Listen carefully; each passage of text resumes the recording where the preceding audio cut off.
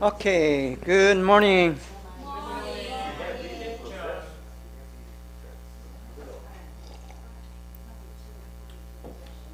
Okay, let us begin. This is going to be week number 5.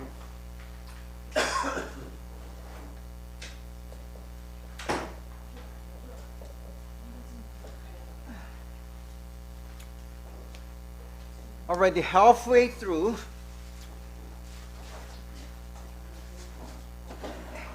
And we are studying and discussing the Christian apologetics and biblical way. So how to explain and defend your belief, basically.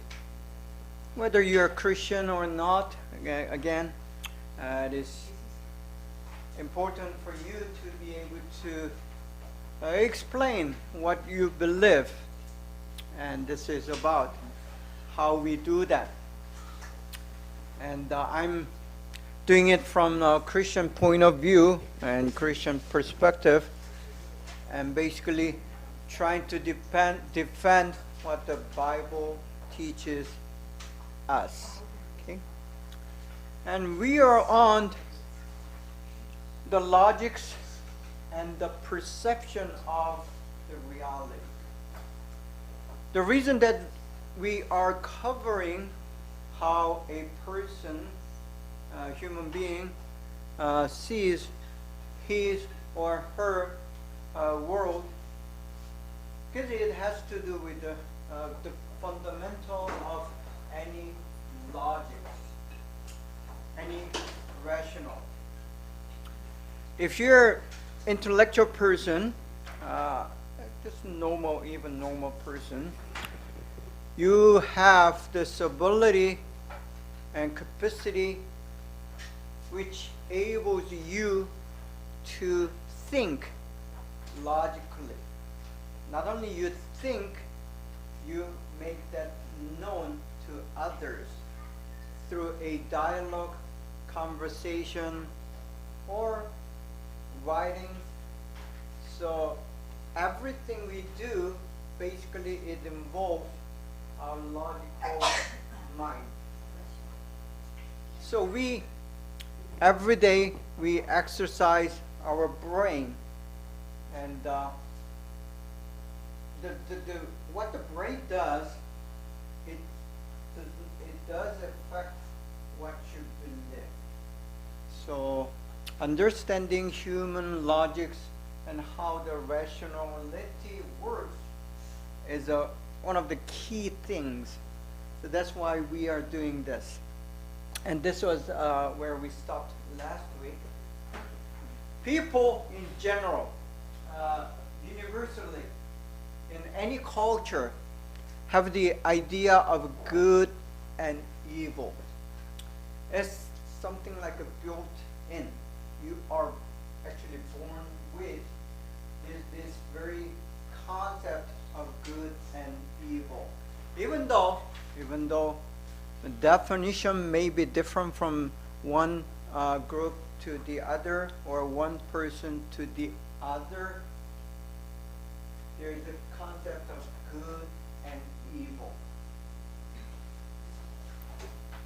So that's universal and common, and I don't think I need to explain further. I mean, I'll try to explain what the Bible concept or biblical concept of good and evil.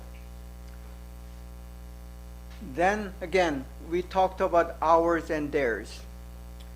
Always, human beings, by nature, with the instinct, they divide people to who is in my side and who is on the other side, depending on the issues. And if the theirs or the other people other than us are very extreme and they have this hostile attitude to you, then they become enemies.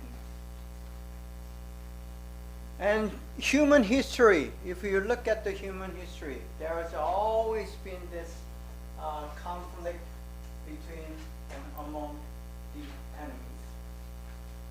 And trying to even kill one another, and it becomes war. So this tension and conflict between me and others, or us and them, is always under human history, thus is in human existence.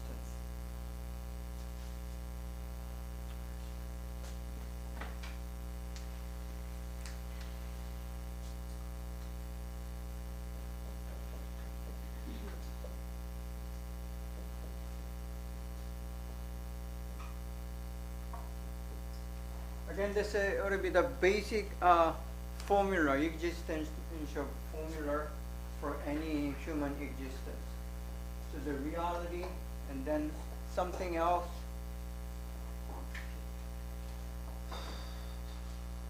Where's the pen?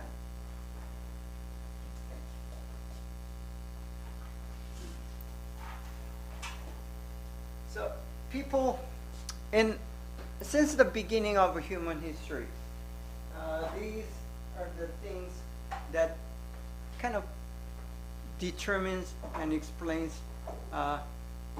our existence. So is the Bible. If you read the Bible, or actually any other scripture, you see there's a good concept of good and evil, and then there's the concept of us and them.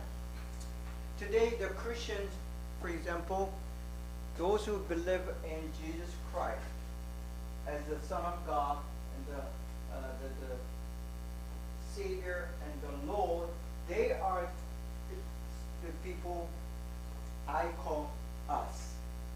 And those who do not believe, I define them as them, right?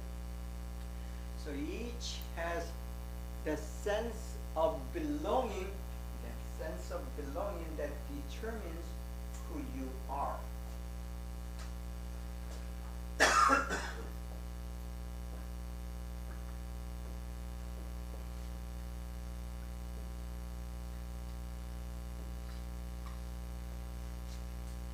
So where you belong to, it could be by birth, it could be by your own decision, but where you belong makes who you are. And then that determines us and them. The next categories that determines human perception, how a person sees the world or understand and they interpret the world, is sacred and secular. See, that is, from this stage, it becomes a very key component of religious concept. So, all the religions, I could say all the religions, make that division between sacred and secular. In other words, worldly. And then if anything is within your regulation and your rule, your law, your ethics, your morals, then with that religion, and then it becomes sacred. It is holy. It is different. It is better. And it's what it's supposed to be. And we call this sacred. And anything other than or against those teachings or law or principle or instructions or morals or ethics, then it becomes secular. So this is one of the key concepts in any good religion. So is a Christianity and the Bible. So Bible divides what is sacred versus what is secular.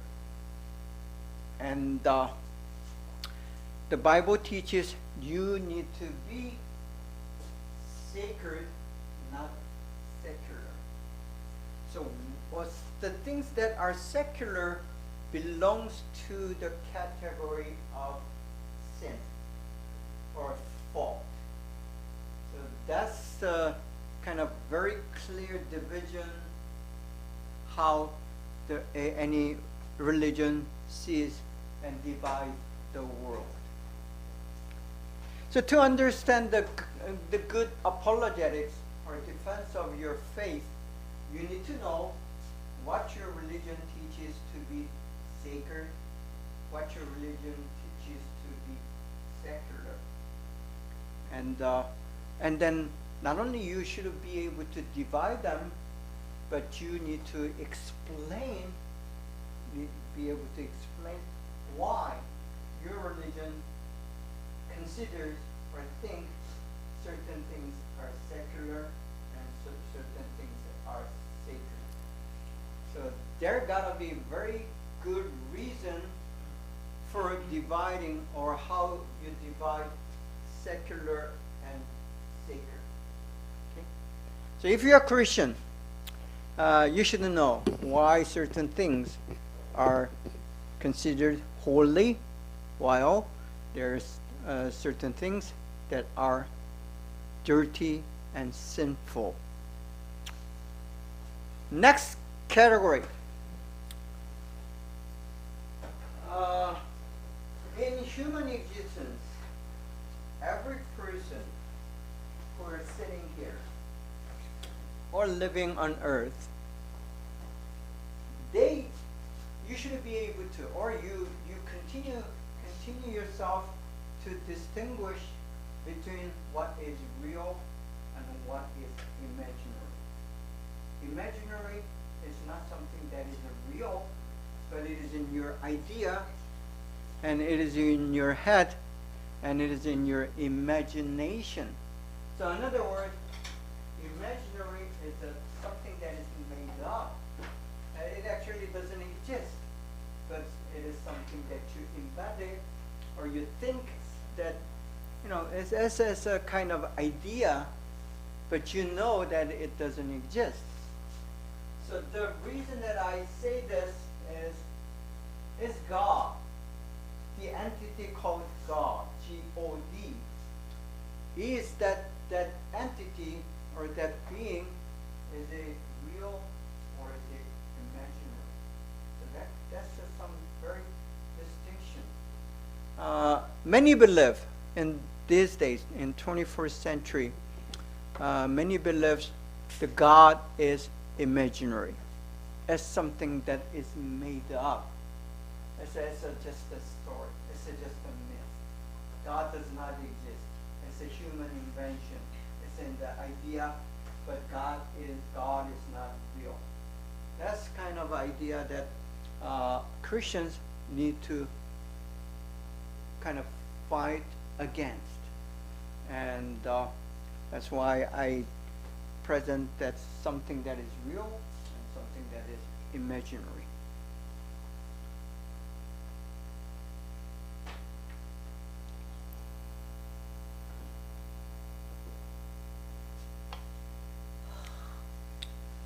Okay, continuing on the reality perception, how a human being, any person, perceives and sees the reality, the world that we exist in. Visible and invisible, or visible or unseen. The world as we live in, there are things that you can see with your own eyes as something that is physical and tangible, meaning you can touch it and your hands will say this is something that exists. But there are things that you cannot see but you know that it exists. The air, before the science had developed and kind of figure out the air is composed of oxygen and carbon dioxide and all other these gas material. But in the ancient days, the air that we breathe in was considered that is unseen but exists. Now, what matters to us regarding the apologetics or Christian belief, God, Spirit, the angels, usually they are unseen, as invisible. Unless angel, decide to show himself or herself. I mean, angel does not have a gender, so we'll just refer to he. But in truth, angel does not have gender.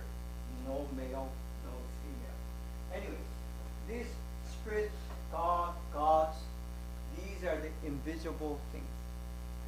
Love, your feelings, understanding, even your intellect, the knowledge, these are not visible, as unseen, but that they do exist. It's not something imaginary. So that's another category of how a person or the people see and divide the world. So the question is unseen. Because you do not see, you cannot say that it does not exist. The major argument of atheists who does not believe in God, they say, I don't see God. Where is God? Show me, and I will believe. But the truth is, God does belong to this invisible, unseen category or the domain. So, how can you show someone the love or even the air that we breathe? It's impossible to show a person, but there are other ways prove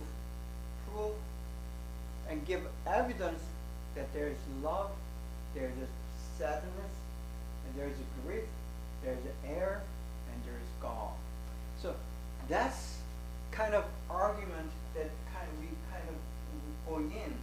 So to go against someone who is saying, I don't see God, and if there is God, show me, then we need to have that argument, logical, rational argument, saying there are things that exist even though it's not visible. So that's kind of apologetics that we are trying to learn. Next, the world that we live in, or the reality that we are in, is divided by definite and indefinite. Certain things are definite, meaning it does exist, and that existence is not forever. That's definite. Indefinite means that existence is forever, beyond our understanding, our space, and our time. So there are something that is indefinite, even though we may not comprehend or understand. So that is another concept that has to do with any religion, because all the religion, even the including shamanism, Buddhism, they do include this element of indefinite, like eternal life.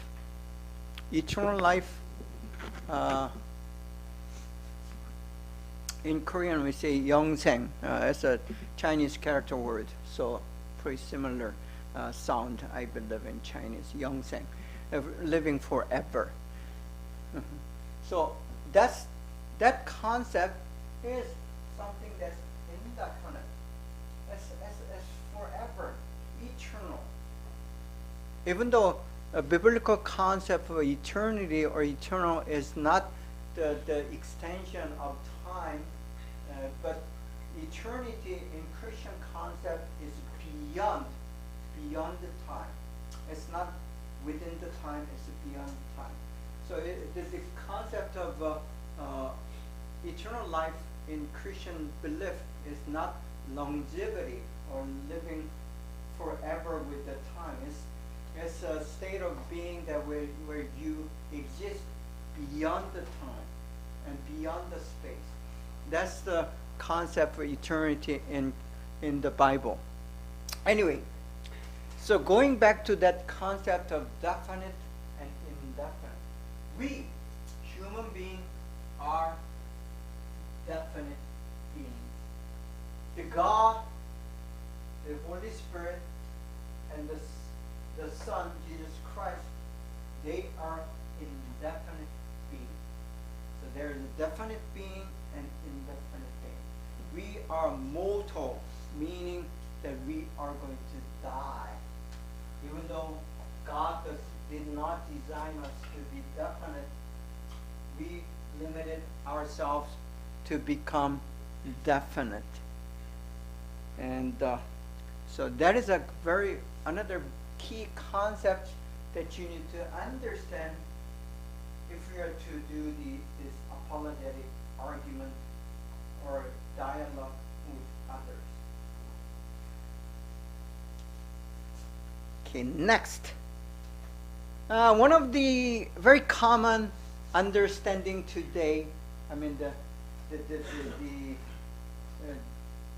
paradigm today is have or have not.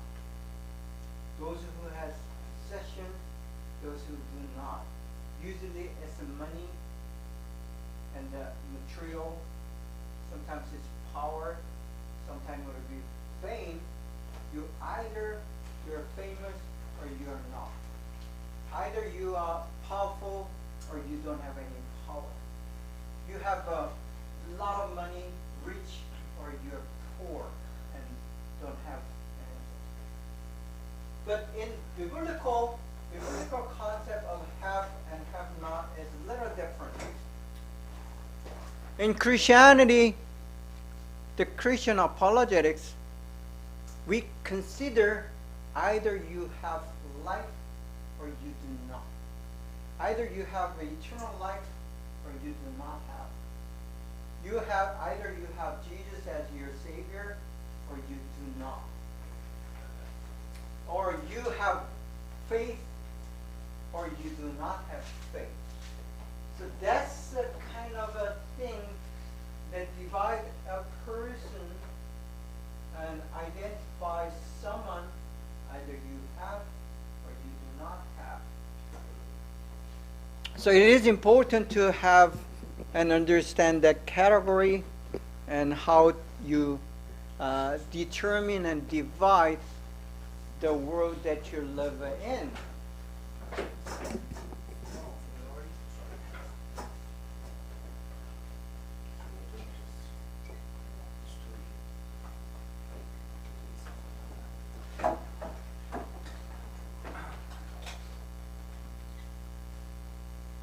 Okay. For those who came in late, I'll just give you a chance to sign off and get you guys there. Okay, thank you. It's my first class today.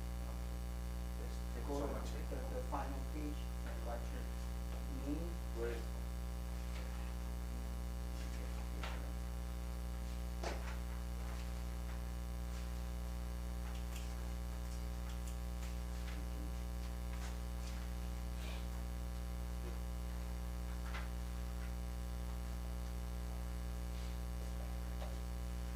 So it is, I mean, the secular world will determine have and have not in the things that you that's something that's tangible or something that you can measure. But in Christian perception and worldview, the interpretation says, do you have Jesus as your only Savior? That will be one of the key questions we ask a person to know and determine whether he or she is a Christian or not. So that's one of the important have and have not in our apologetic dialogue. Next, gender, race, status, education. Yeah, those who haven't signed yet.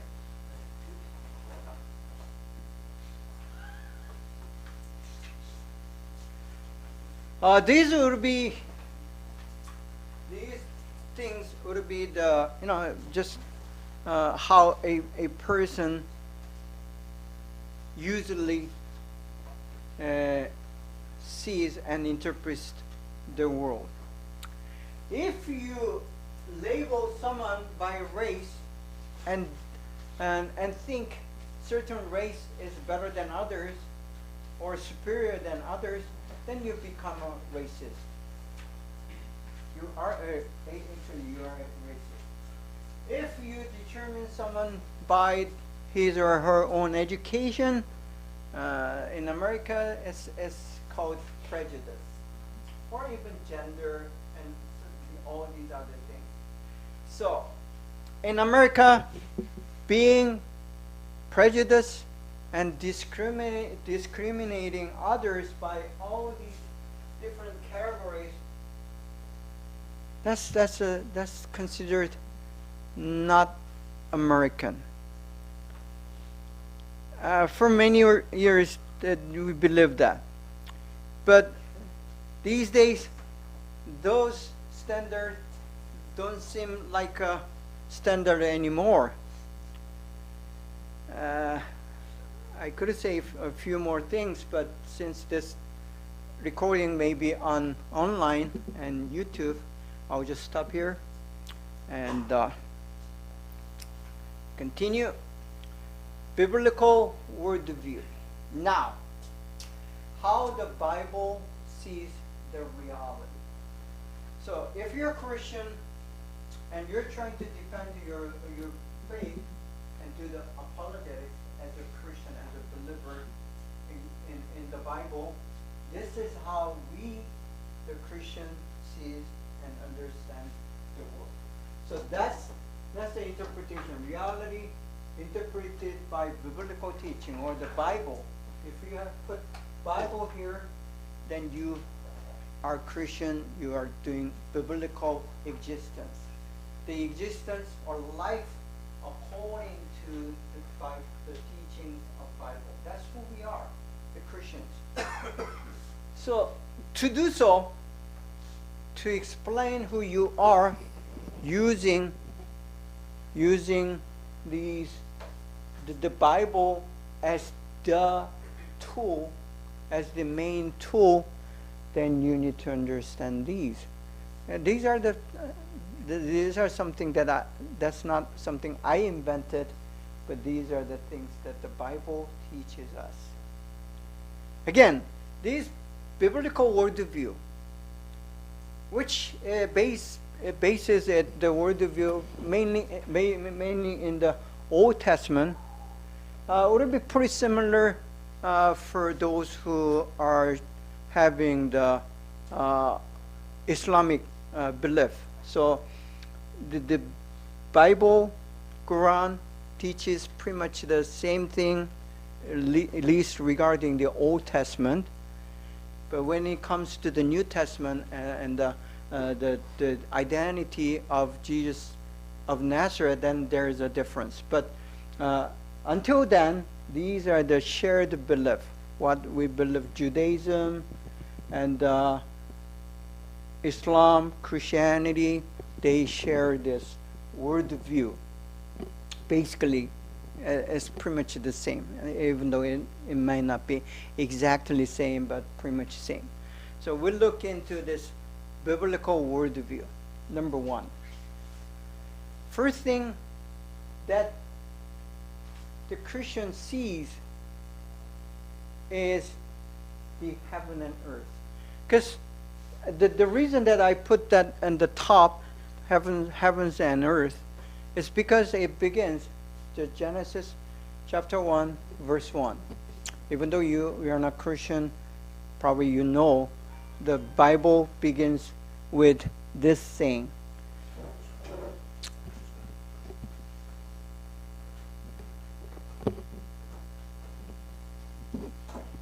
Okay, please turn off your cell phone. Okay,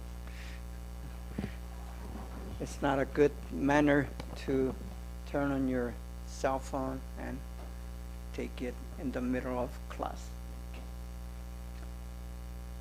It says, in the beginning, God created the heavens and the earth. So that's how the Bible begins.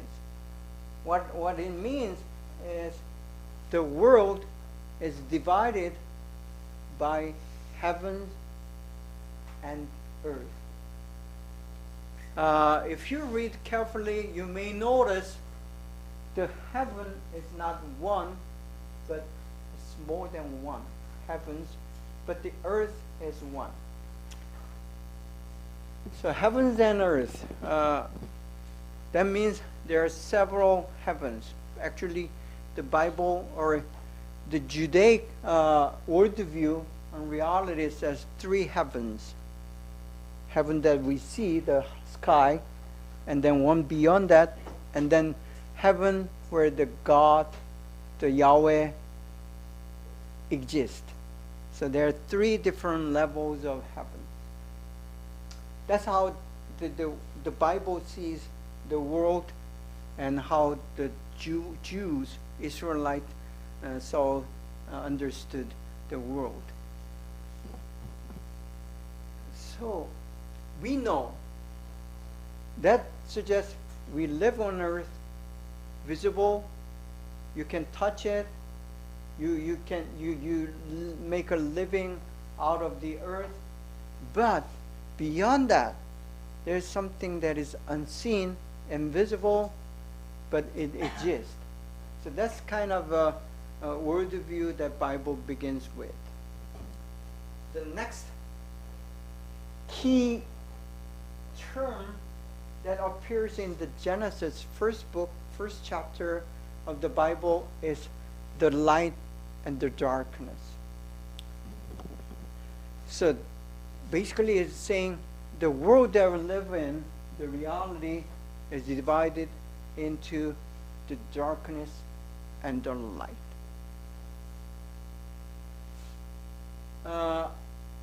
But that does not mean heaven is light and the earth is darkness.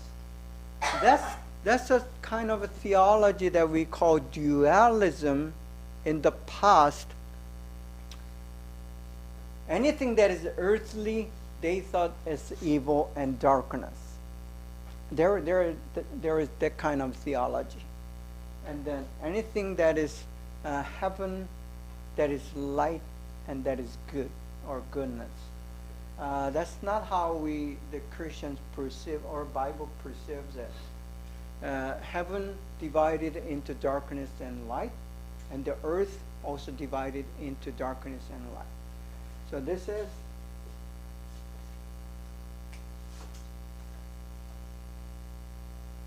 that's the reality that we live in. Visible and invisible.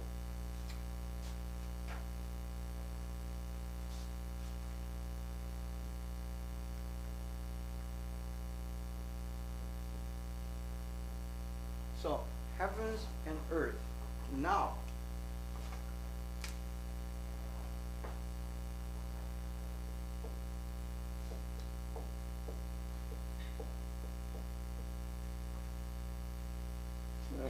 light and darkness divide heaven and earth into two. So that's how the Bible perceives the reality fundamental. It's a very basic. That's a Christian, what we call worldview or Christian perception of the reality. So we are living on earth where there's a light and darkness, good and evil. The light is good and the darkness is evil. So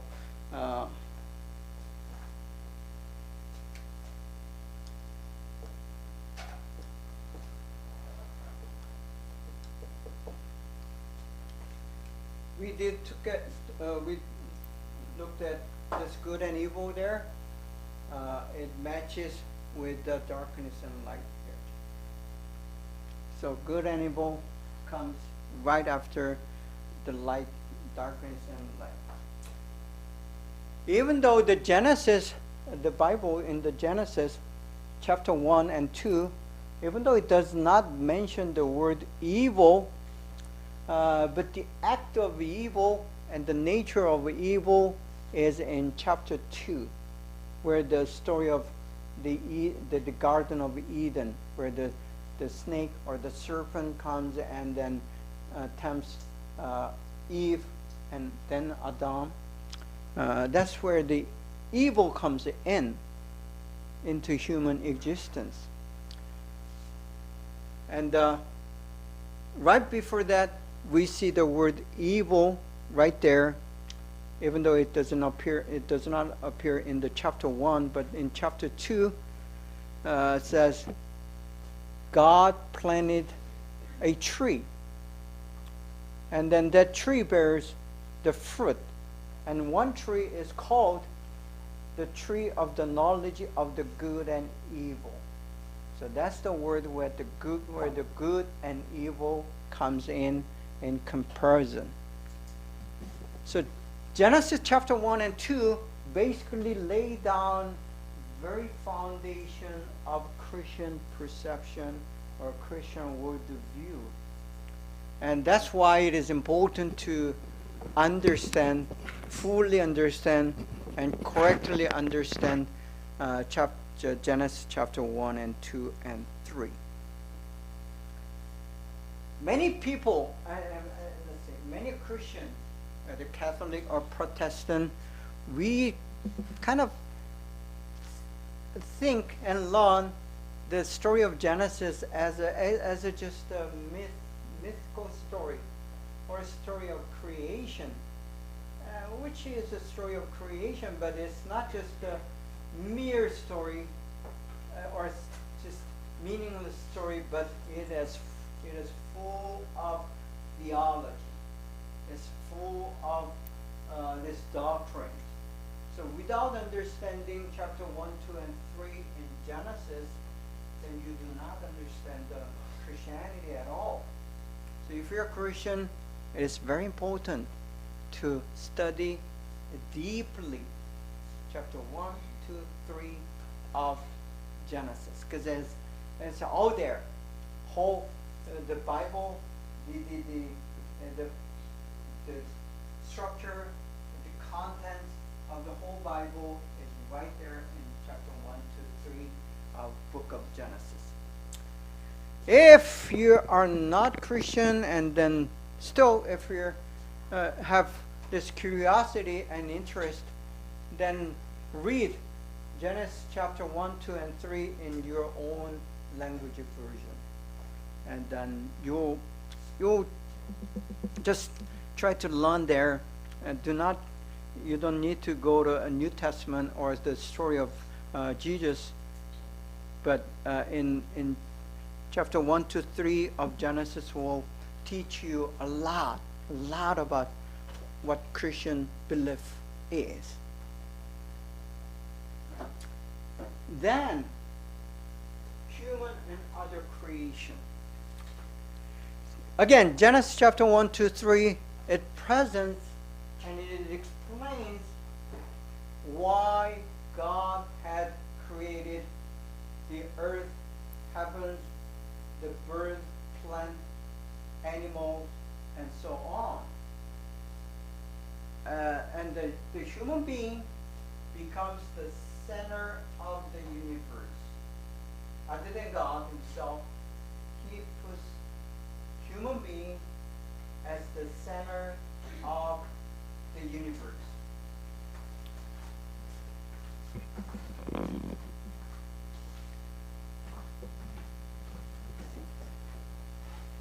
So all the other creation, you can safely say, and the Christian belief is that God created all these things for human beings. So we, as human beings, are superior above all these creations. There's a philosophy today placing human being just at the same level as other animals or whole nature, and then they say we are the part of nature. Of course we are part of nature, but when they say that, it means we're just one component in the nature, the reality called the nature. That degrades the human dignity. We're more than that. We are above all these different creation, and God has given the authority and that dignity and the position and then responsibility to take care of the whole universe. Basically the earth. So that's how Christians believe. So we respect the Christians today, whether you're Catholic or Protestant, we respect and we need to take care of this ecology, the environment. And it's in the Bible. It's in Genesis chapter 1. So we find the nature is very valuable commodity or valuable thing to take care of and to maintain. We are managers, because God has given us that responsibility. Then, time. How you understand the time is, it makes a very key difference in how you perceive your life and how you plan and understand your life as a human being.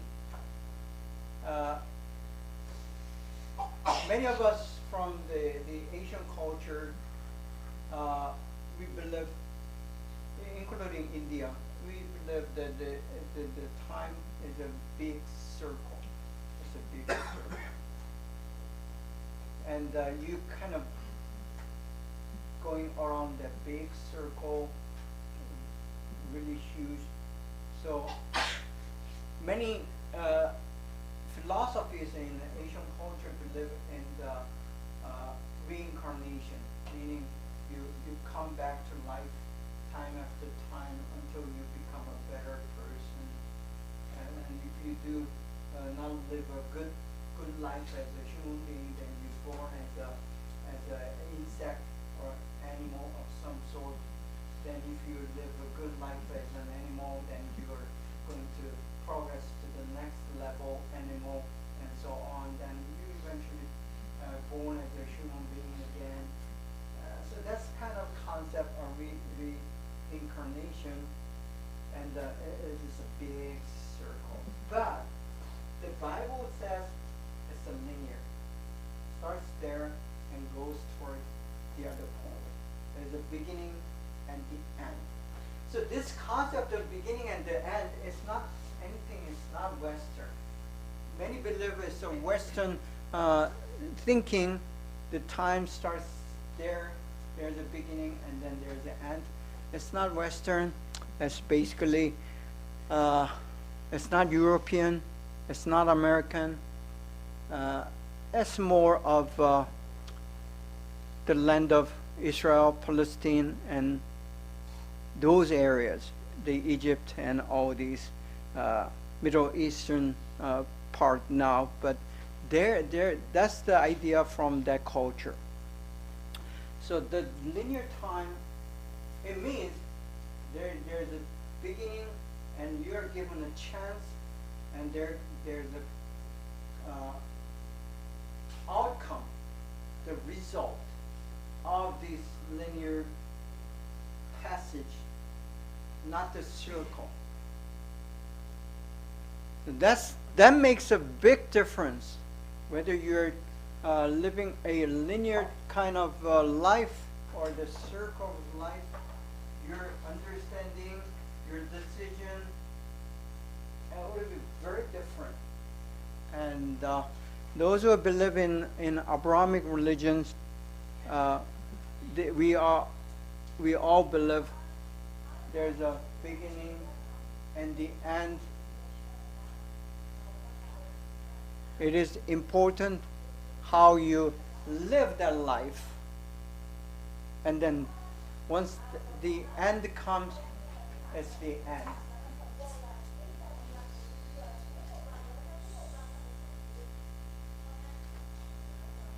You are not able to reverse because it's linear.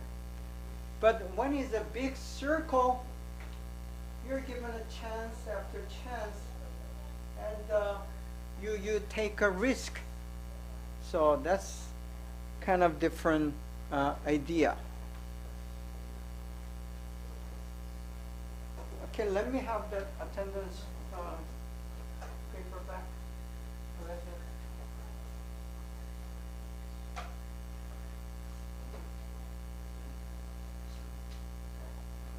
Yeah, those who came in late, you are not able to sign for in.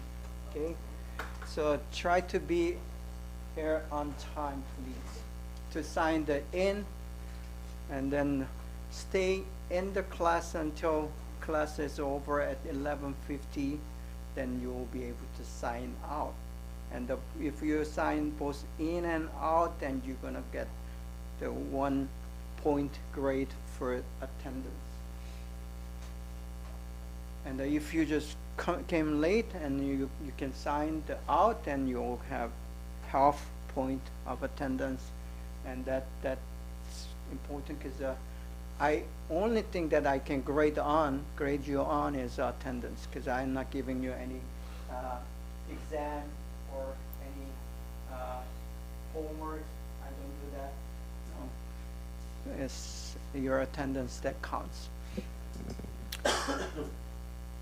Not only that, the government, USA government, if you're on I-20, under I-20, I was when I came in, you need to be very faithful to your status and come to class and attend, make a full class attendance. I believe it's just 70% or less than you are eligible. You may be your visa may be canceled, so just be careful. I've seen that happening.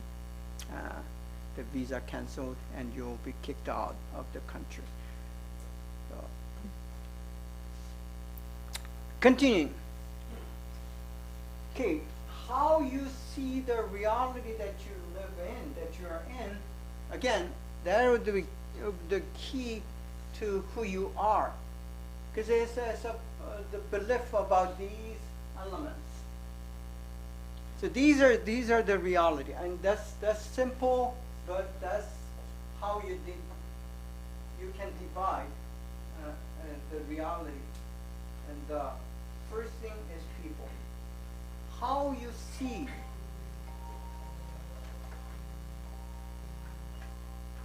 How you perceive other people, including yourself as a human being.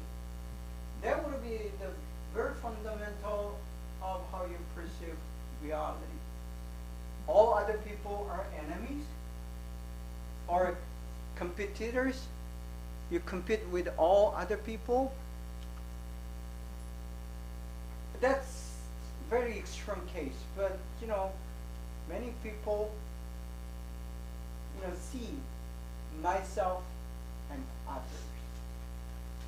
That's how human being perceives the people perspective. So that's very selfish, self-centered, and Bible does not teach that. So Bible is against those who are being selfish and self-centered, and that's not, it teaches that's not how you perceive yourself and other people. All right, let's take a 10 minutes break, and please come back at 11. Thank you. I came early, but I didn't sign. You came early. If you already saw me, yeah. Yeah, I saw you. So, here you go. Let's continue. Can you tell them to come in, please? Thank you.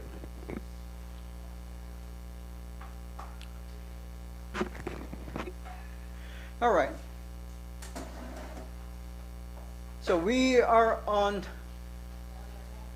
these domains or categories of how we perceive the reality. The reason that we are looking into these categories because these are all these categories, key domain of your life, you have certain belief about these domains.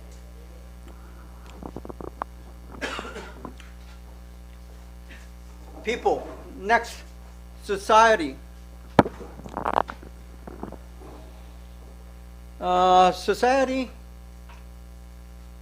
People, society. If some of us from the countries, the countries have name these in the name of the country. People's Republic of China. So we have the people. That means it's important, very important.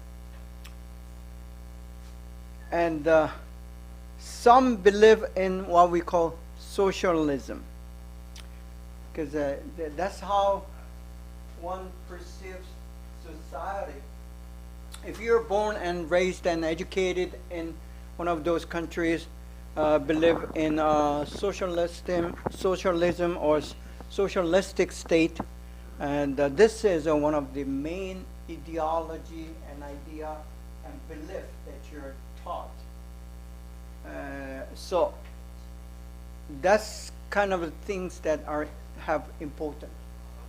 So how do you believe the society is created and managed and work either for you or against you? What would be the belief that you have in the society that you live in?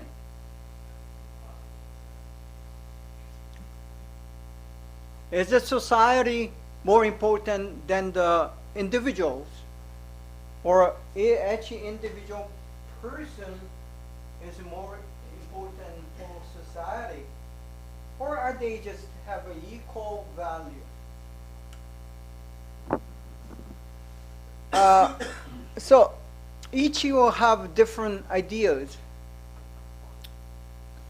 But in a socialistic state, there is what we call shared belief about the society. And if you're the one of the members of that nation, then you believe in pretty much the same thing.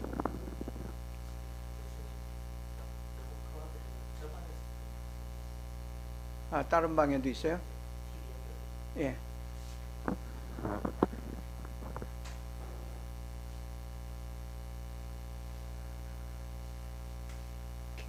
So society is one of the things that you have a certain belief about.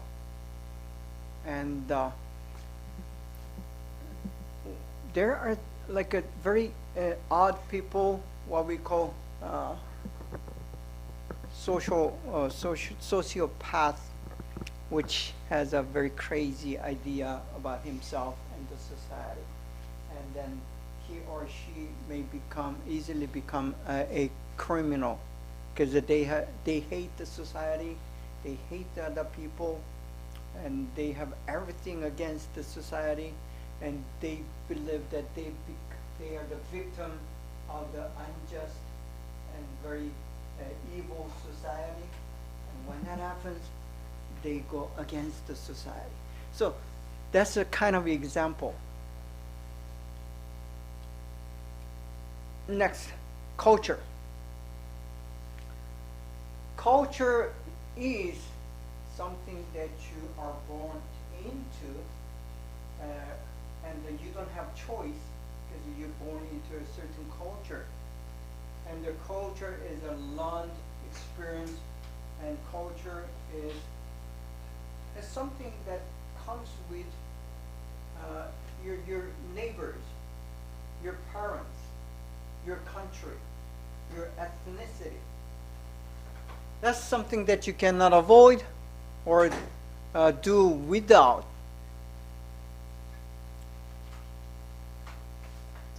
And how one understands the culture or identifies himself or herself with the culture makes the whole difference.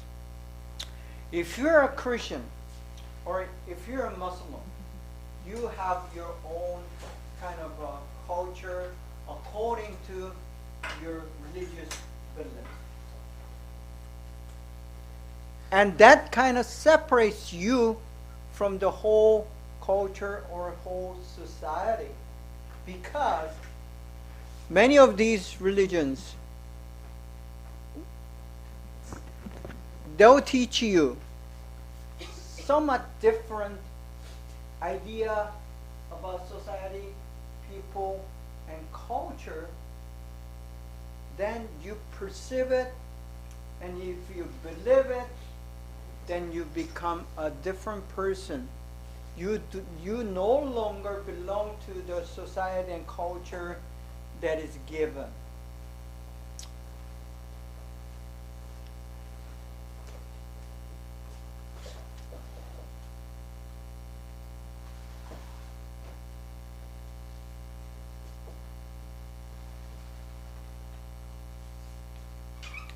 So this is one of the key paradigm in your so-called paradigm shift. You change it from paradigm A to paradigm B, and usually happens as you grow up. As you grow and mature, and when you learn about the things of life, the given is given when you're born and where you're born. So if you're born into certain culture, certain society, to certain parents, then these things are given. But as you mature and grow, you choose to believe in certain things, or you choose not to believe in certain things. So that belief is a process of making these decisions and choices regarding your own life. In other words, your own existence. So by making the choices regarding your own existence, then you become a person who are different from the birth. You're born as a kind of person. As you mature and grow, you become B or C. So that's how this belief will change a person. When a belief changes a person, then it changes the surroundings. So this is what happens. Reality determines you when you're born, but as you mature and grow and put something that is in the blank, now you begin to change your reality. So all the good religions try to change the reality for the better. Even the ideology is the same thing. ideology that government teaches you is aimed to make a better world. In other words, better reality. So it would be very wise decision and to see if what you believe, what you believe, does it change the reality for the better, whether it's religion, whether it's ideology, whether it's a philosophy. The good measurement or the test is, does that ideology, does that religion, is that philosophy change the reality for the better existence? If it doesn't, then it's not a good ideology or religion or belief for the matter. So that's how it works. So in Christian apologetics, the major argument is, because I am a Christian, because there's a church, the community, the society, and the culture, at the end, the existence of others, not only the Christians, but including others, is it better than yesterday? Or is it going to be better than today? If answer is yes, it's a good religion. It's a good Christianity. If its answer is no, then the church is corrupted. Church is not following the teaching of Jesus, teaching of Bible. Same thing for Islamic belief. If your Islamic faith belief changes the world for the better, then it is a good religion. If not, then it is bad. So that's very simple and universal. And if you see the things that are happening in the, I shouldn't mention the name of the country, but you saw the news that some say it's 3,000 that's killed or 30,000 that's killed. And if any government do that in the name of religion, then we should have a big question about it. I don't think it's a religion itself, but it's the people who are using the religion as the tool to justify and feed own selfish greed. It can happen to any religion, whether it's Buddhism, whether it's Christianity, Islam, doesn't matter. It's the people who is making that religion bad. Religion itself is, in that regard, neutral. It's for the good, but people don't use it for the good, even though it tries to teach us good. History. History is another domain that kind of, how should I say? It's different than culture, society, and the people, because it is right there and immediate. History is not, except the present, what is going on today, but what had gone on before, yesterday, years ago, and even 1,000 years ago, it does affect your belief. It does. It does have influence on your belief, but yet, it is not same as culture or society or people that you can see, you can kind of understand or handle on, but history need to be learned.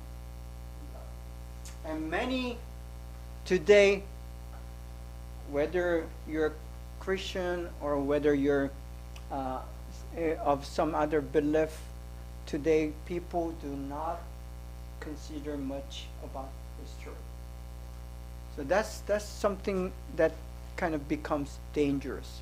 We need to look into the history to review and to make that choice decision for your belief. Nature. Nature is part of our reality, just like I said. The first thing God has told us in the Genesis, if you read Genesis, He said, He just gave us all these animals, plants, and the sea and the rivers, and said, you take care of it. That's what God has told us. So the nature is a part of our responsibility, and it has to do with the belief. So how you see and believe about the nature, it makes a big difference. Because there's what we call evolution. That's one explanation regarding the nature. And we have another explanation called creation. So how the nature came to be, or how the relationship with the nature and human beings are, that makes a big difference in your existence. So nature is one of the key elements that you want to consider in your belief.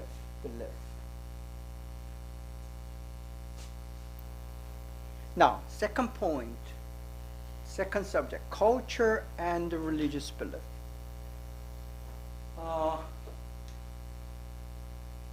Just like a 20, 30, 40 years ago, the culture was not a big idea or theme or subject in any school. But today, if you go to college, especially in America, it is a mandatory requirement to take the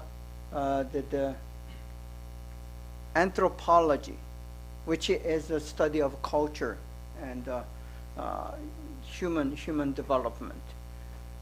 So now the culture is a big thing. The word culture and the concept of culture is important in any academic subject. And it's the same for the Christianity as well. If you're a Christian, if you're scholars of any Christianity in a school like this one, the Christian school, we need to teach. And the concept of culture now is very important.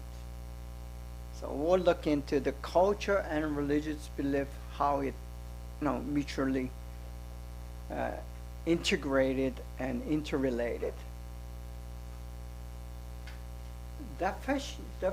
This is a definition of belief. Belief deals with first on existential questions and issues. As a human being, as we grow up and mature, even adults,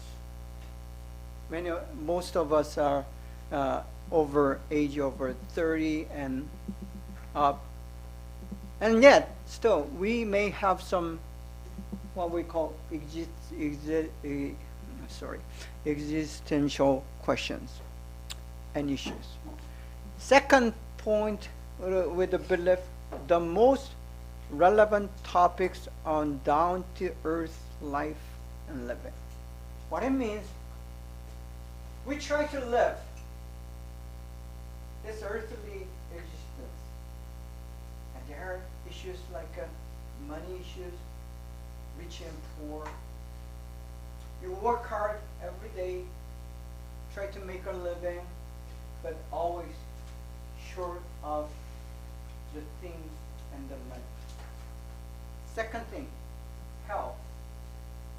You get sick, and you may have all the money in the world, but you get sick and terminally ill, and then you're gone. Money cannot buy your health. Then comes down to this, the relationship. You try to raise your children good and successful, but it doesn't work that way. There are troubles and problems and issues. Marriage. you're married with the hope that you'll create a happy and safe and secure home. But in reality, there are many troubles and issues and fights, arguments, and disagreements, and anger, and so on. So these are what we call the earth, down-to-earth life issues. And then you have a question, why all these? You don't have to, go to all this politics and the diplomatics, war against one another. I mean, that's when it comes to you, it becomes a big issue. But as long as you're in America, you are not in immediate danger of, of being in war. But see, these immediate yet and very relevant topics in your down-to-earth everyday life, also it demands the belief, the interpretation, and the understanding. So either you consciously or unconsciously, you keep that interpretation, and usually that interpretation stays the same. But when it comes to the crisis, called crisis, wiki, and then you will have this very big question coming back to you. And that's where usually religion comes in. You pray, and you begin to, try to ask whoever, the mighty, the powerful one. It could be Allah, Yahweh, God, Buddha, or the ancestor spirit, whatever. So that's how this, what we call religion, comes into your life. But in Christianity, I told you it's more than religion, it's an everyday thing, just as it is an everyday thing for the most Muslims. So it's a life itself. And us Christians have the answers to all these everyday questions. It's not just a religion, it's not just a churchy thing, it's not just a prayer and Bible study, it's a lot more than that.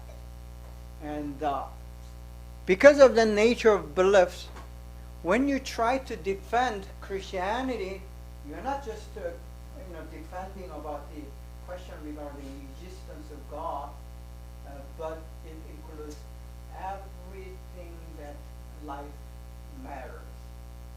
Life matters. So that's kind of different kind of apologetics that I'm talking about. Because when you go to seminary, usually they teach you how to defend your doctrinal belief, but it's much more than that. Here, this intensity of existential values, or the tensions. So life, the real existence, because the reality is not perfect. If the reality that we live in, the given, is perfect, you will have perfect existence, happy all the time. But life is not happy all the time.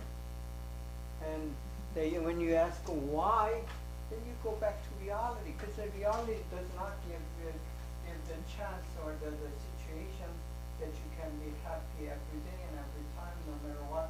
It's not the case. So, these are the examples of major tensions that causes the problems and issues and imperfection. So first, we ask whether it's true or whether it's lie. So either what you're told to believe, it can be true or false. true or lie. And you need to choose, make your own choice to determine whether what you learn, what you hear, what you're told, whether it's true or not. Because many of us are so busy with the living, making food to your table, we kind of don't have time to think of this unless you face crisis, big crisis in your life. So it is, again, still, it is important to consider about this question. What you think you know, is it really true? Or it is something that you are told and you have never thought of it and you believe. That's not true belief.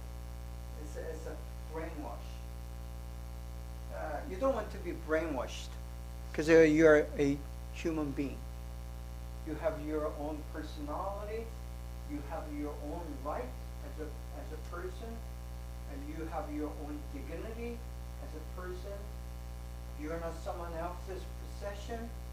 You're not a slave. And those who especially who are raised and born and raised in one of these Asian countries, the culture itself is very authoritarian. I mean that you are told to believe and you have no right to go against what you're told. That's pretty much the culture. Same for at least in as far as I know, Korea, China, Japan. These are the countries basically built on Confucius ideals and this very authoritarian culture. And you are told, and then you believe. I suspect that would be pretty much the same for some of these Middle Eastern Islamic countries as well. You're told, and you have no other choice but to believe in it. But this is America, and you have a freedom of thought, freedom of speech, and freedom of religion, and you are to choose and make a determination what you know, what you think, what you know as a truth. Is it really true? So that's basically the question. That goes for the same goes for the so-called born as a Christian. I mean, if you're born into a Christian family, the same thing happens just as much as it happens in any Islamic state or those socialist states and so on. Evil, good. I already righteousness and inequality. People have this basic idea about right and wrong. That idea usually reflects your own conscience. In Korean we say yangshin. It would be the same word in Chinese, yangshin. That's a kind of a thought or the belief you already have as a person, human being. So this conscience will tell you which is right or which is wrong. Stealing someone else's thing without telling him or asking that person, it's not good, it's wrong. To help others who are weak and in need, that is good. That is the right thing to do. I mean, by nature we know that. And but yet, each religion will have a little different idea about what is right and what is wrong. And so the question is, who's going to give you the category or the boundary for the being right or being wrong? And in the Bible, if you're a Bible-believing Christian or Muslim or Jews, we believe it is God who determines between right and wrong. Sometimes that right and wrong may not be as same as what your conscience tells, but usually it's the same. So the concept of righteousness or iniquity, in other words, right and wrong, is who determines that? That's where this blank is filled. So reality, to determine right and wrong on reality, the Bible teaching of Jesus, that's Christian existence. And you put Quran in it, you're Muslim, and you have Islamic belief. So that's how we determine right and wrong. Then next, good and bad. Proper and improper.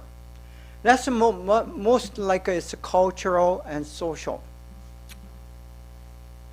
But the Bible, again, tells a different story.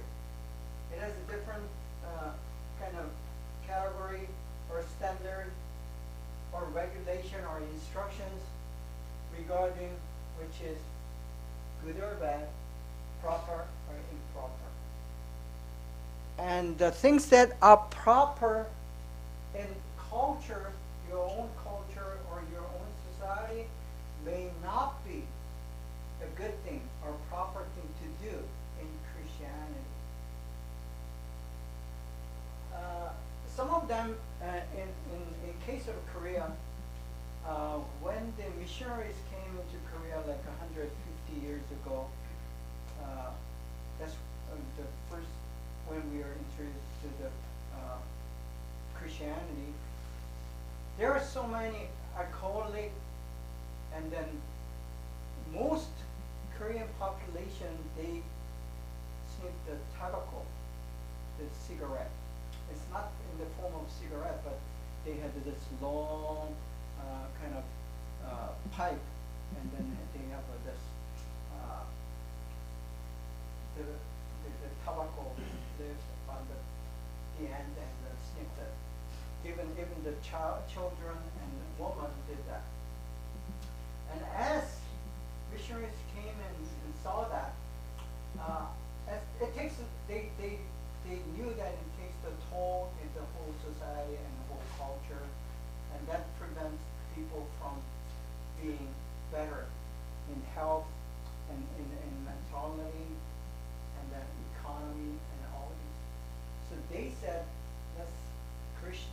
If you're a Christian, you don't drink, you don't smoke.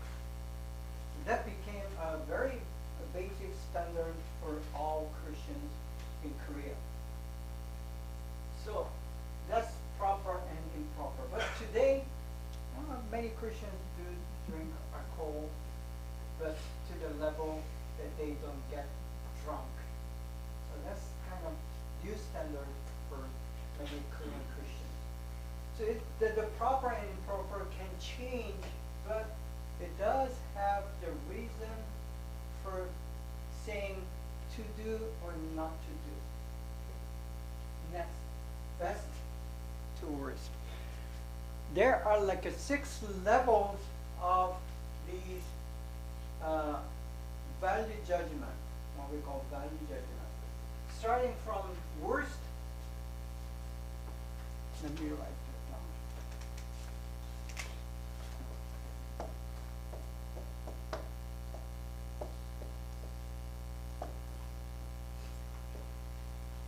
So these are 3 levels of negatives.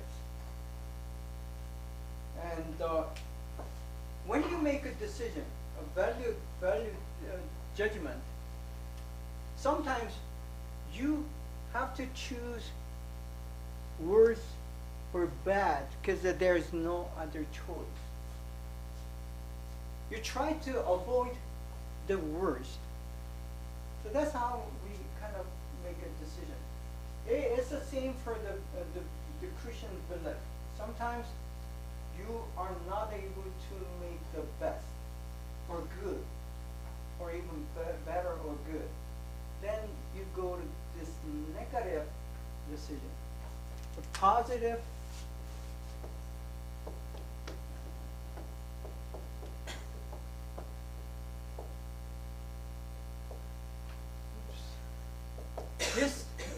the good I used to hear is not it's not same as a biblical good. It's a different good. But anyway, best, better, or good. So you're making 6 different levels of decision on the things, the reality that you face as a human being. Whether it's your business decision, same thing. When you decide you're doing this. Marriage, same thing.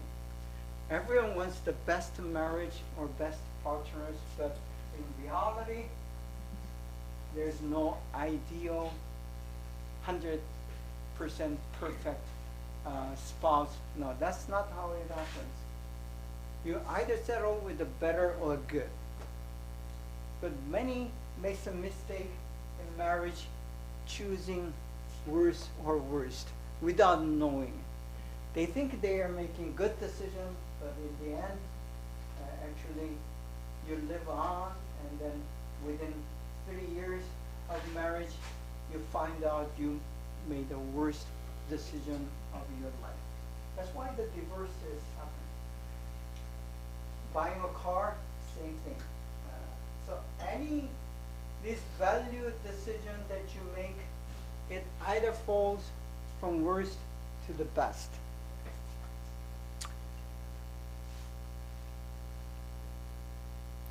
Next.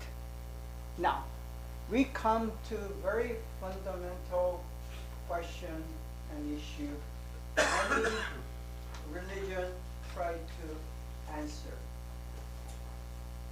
So this sort of be one of the key point when we are doing apologetics. So when we start arguing or discussing the religion with some other people, or either atheist or someone with the other religion, I'm being a Christian, then when you develop that dialogue, we begin with that very question. Who do you think you are? Who am I? That was the question that you will ask, but in the conversation of apologetics, I'm going to ask the person, who do you think you are? And you are to answer that question as you believe. And then we can begin from there. See, if you ask a question to a Christian, who do you think you are? First thing, I'm the creation of God. God made me. That's probably the first thing that you would say. And then I'm a disciple of Jesus Christ. That would be probably another answer. I'm the one who is saved by the grace of God. That would be another answer. So it all centers around God the Father, God the Son, God the Holy Spirit, and then salvation and the life, eternal life. And I'll die, but I'll be resurrected because Jesus was resurrected. That will be the kind of answer any good Christian would have tried to answer. You have to stay until the end to sign.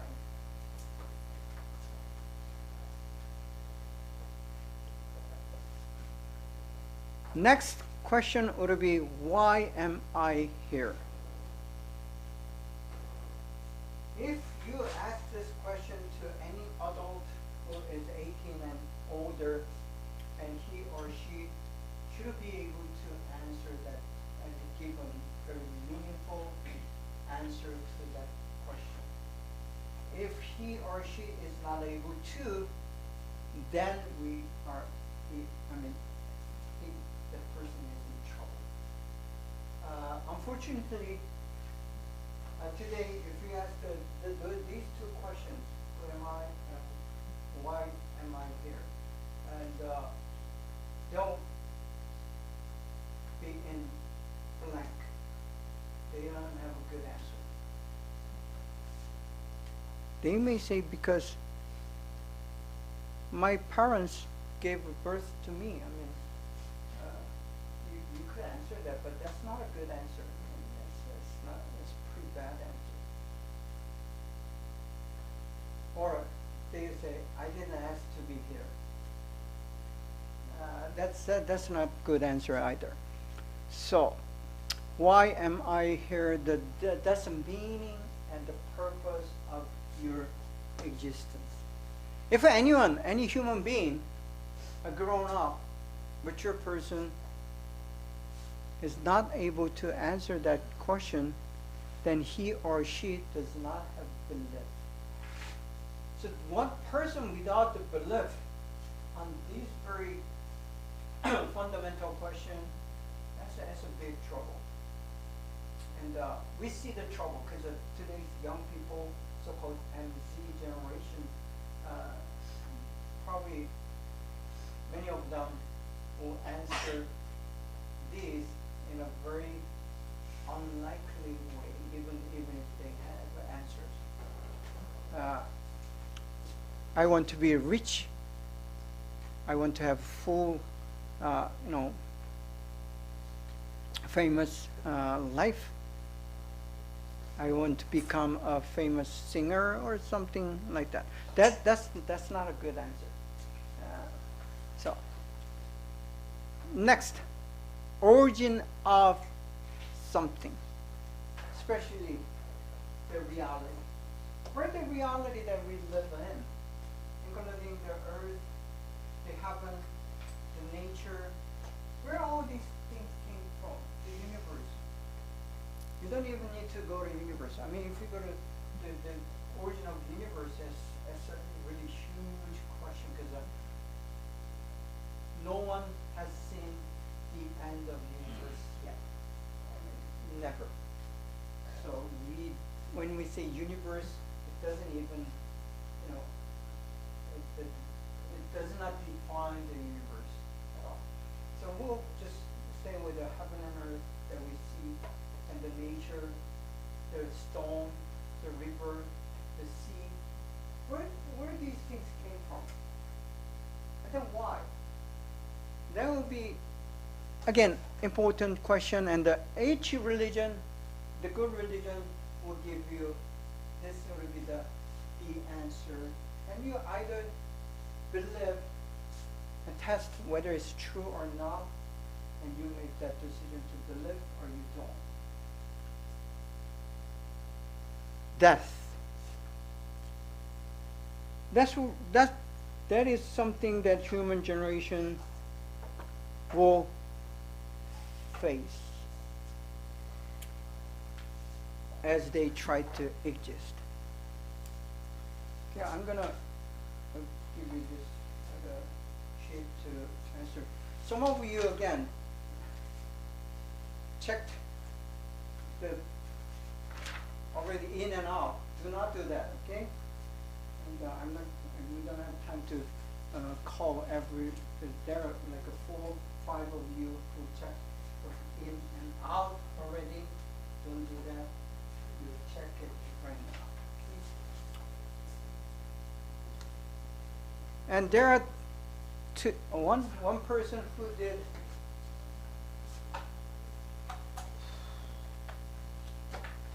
who marked this. Don't do that, okay? No. Then I'm not going to count this because anyone can do that. Huh? Please sign your name.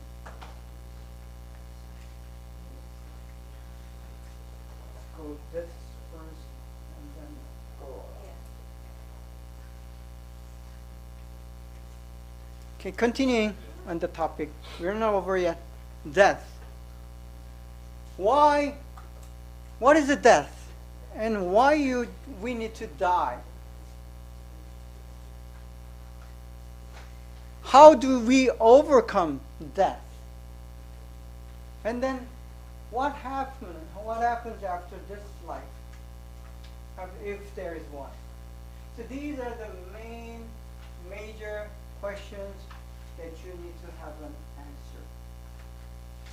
If you don't, and then you're not only you're being ignorant, but you are being irresponsible as a person. So if you don't have answers to these very key important questions, you're being again ignorant and being irresponsible. We don't want to be that because we are human beings. God has given us, or if you deny God, still, I mean, if you think you are the center of the universe and you're your own God, then more that you would have answer to these questions. It's very self-denial if you think you're a God yourself, and if you don't have answers to those, then okay, next. Continuing, evil. This is a common question that we ask and being attacked. If there is God, let's say that your Bible God is there. Why there is evil? Isn't God good? Isn't God all powerful? Can He make the world peaceful? If He is all powerful, why there is evil? That's a very, I would say, legitimate and a relevant question to ask. And we as Christians need to have answer to that very question, why there is evil if God is a good God. So that's one of the major questions that non-believers or atheists and they ask, and then we are to answer that, the very existence of evil, because we cannot deny. If you're a Christian, you know that evil does exist. And the next would be the sin. What is sin? That's number one question. Then when in conversation with non-believers, some non-Christians say, no, I do not sin. I haven't killed anyone. I have not stolen anything from any other. I did not harm anyone. I try to love my family and my wife and all the friends as much as possible. I even share and give my money to others to help them out. I'm good. Okay, you can be good morally, ethically, and legally in every aspect. But those good people still in sin according to biblical definition. If you do not have that relationship with God, and if you deny God, two things. Either you deny God exists or God created, or you say that, I don't believe in God. That itself, because you don't have a relationship with God, that itself is called sin with a big capital S. So, that's kind of an argument that I'll go through. You may be perfect ethically, morally, yet if you deny God, and if you don't have that relationship with God, then you are in sin. So that's, and then if that person denies that claim, then it's a matter of either you're believing or you don't. Okay, time's up for today, and thank you for coming and listening and for your attention. And I'll see you guys next week. And class is over. Please make sure that you sign out.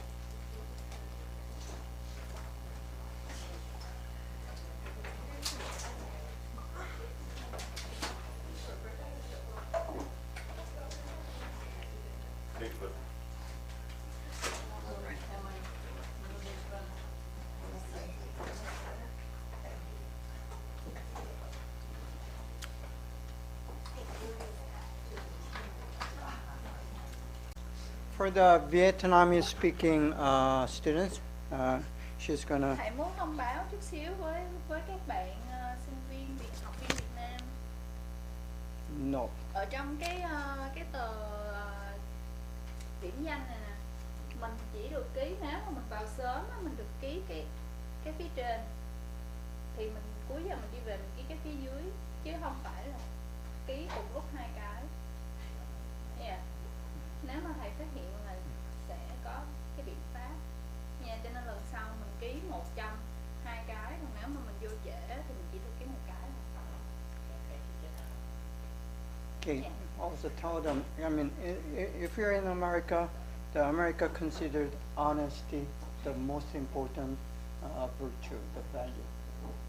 Thầy muốn dặn là nếu mà mọi người đã ở Mỹ rồi á, thì cái phẩm chất của mình rất là quan trọng, nhất là trong cái việc trung thực. Thank you. For the Chinese speaking students.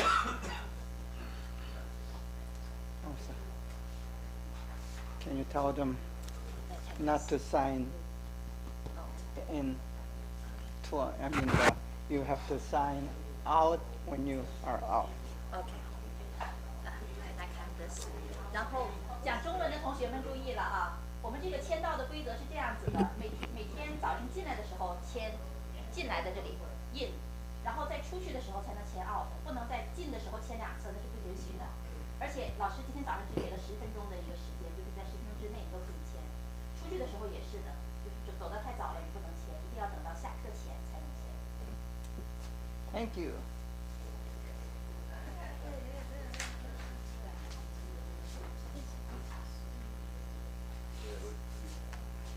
So I'm giving you like a 10 minutes in the morning. That's probably more than enough.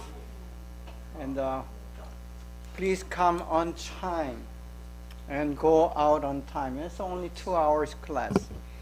And even if, I know some of you may not understand the language English enough to focus on, but it is important for you to sit down here and listen to the words again and again.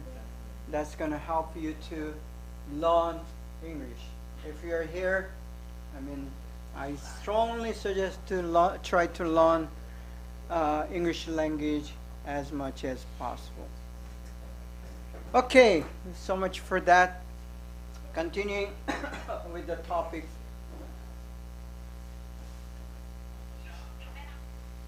Yeah, value system. Christian belief, or especially Christianity, Islamic faith, are probably the two strong so-called religion, but it's modern religion. Actually, it's a worldview. You're learning how to interpret the world, and that is also excuse me. Thank you. A value system. What value system is? You, us, any human being, make a decision daily, every day. Whether it's your relationship with others, or the coming to school, or driving. Even when you're driving, you continue to make this value decision. Value decision is like this: which is better for me, which is not good for me. That's usually how it happens. But in Christianity, we are trying to learn which is better for others, which is good and best for others. That's how you should make a value judgment as a Christian. So that's kind of different, but value judgment is a value judgment. You think which is bad, which is good, which is evil, which is good, which is right, which is wrong, and so on. So these are continuing value decisions that you're making, and it is organized and systematic. Probably you are not aware of that, but it is. So another word for the paradigm and worldview value system would be belief system, because a value is a kind of belief.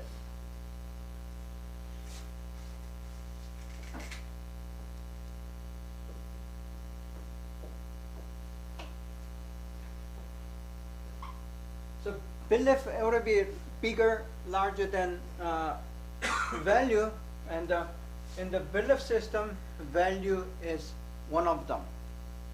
One of them.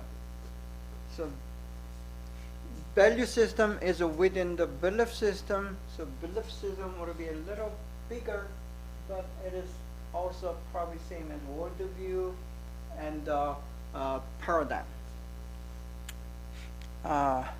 Wishful thinking. That is totally different from a belief system, but people have something that is called ideal.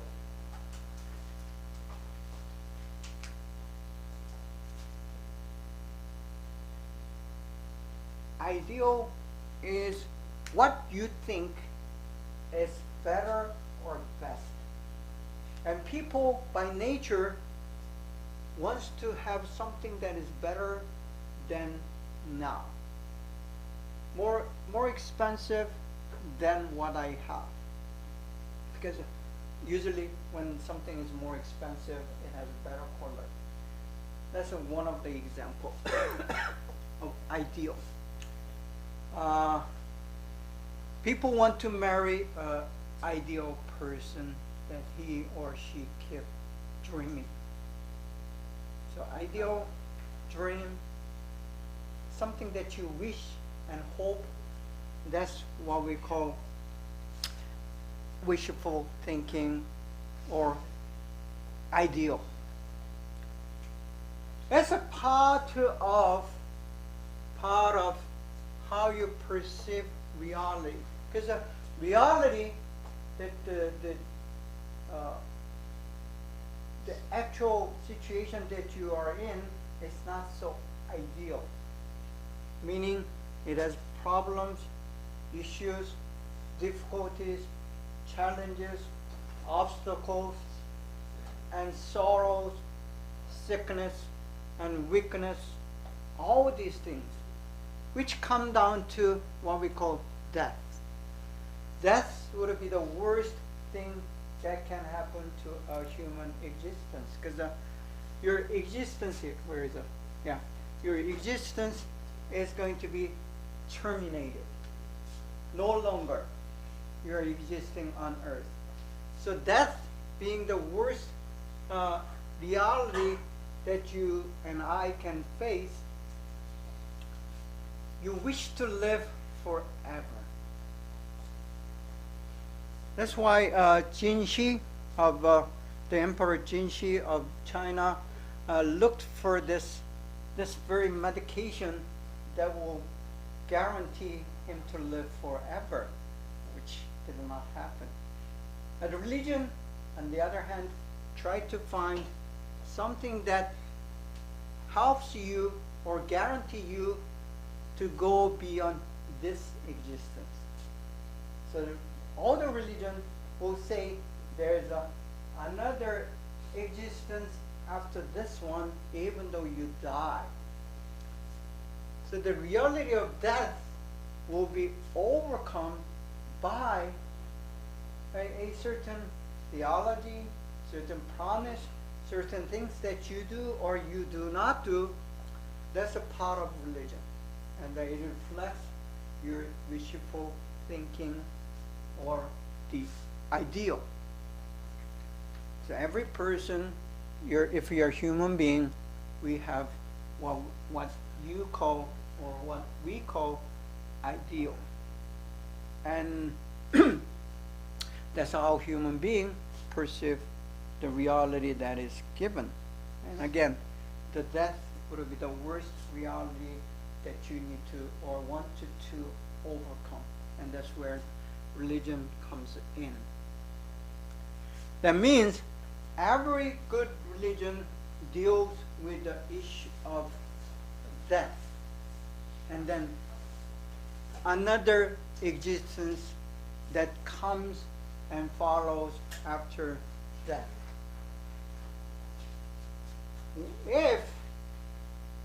And the most cultures and the most human beings, even if someone does not tell you, have kind of a conscious level of understanding about the heaven and hell. You not necessarily you need to use that particular word heaven and hell, but bad place after this existence or good place after this existence. So next existence after this one, when you're dead, it may be good or it may be bad. That's how most human beings, regardless of ethnicity, nationality, or the culture, or age even, they have this very rough idea, but certainly idea about the good place that comes after this one or bad one. That's why some people, especially the natural science or atheists, try to deny any existence beyond this one. They tell you, this is it. Once you're dead, everything is terminated. There's nothing anymore after this one. When that is the case, probably you can act as you wish. And you don't really care for others. As long as you don't kill anyone, you think it's okay to, do the things to have what you want. So, and that's what the atheist or the so-called natural scientist, or most of natural scientists, not all of them are atheists, but those who are believing in science, natural science would say. They say there is nothing like a spirit or spiritual, and it's this earth, and once the life is done here, it is done. That's not how Christians believe, or most, probably 90% of the population on earth will have this idea. It's going to be something after this one. The only thing is that I haven't been there. I do not have the knowledge, but they suspect that there is going to be something after this one. So the interpretation on the reality of death would be different from A person to B person. Now, belief. Let's talk about the belief, worldview, paradigm, all these things, or value system, belief system. Because we are, in apologetics, we are dealing with this very systematic way of belief on God and Jesus Christ. So first, you need to understand what the belief is.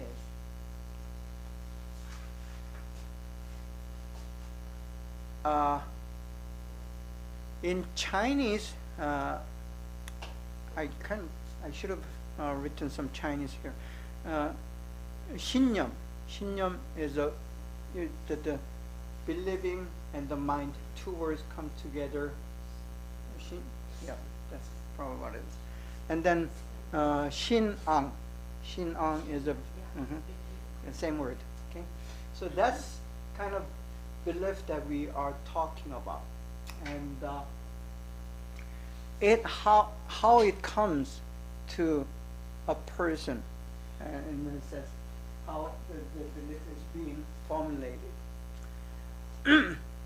It may be given, but yet people do not just receive and perceive everything that is given.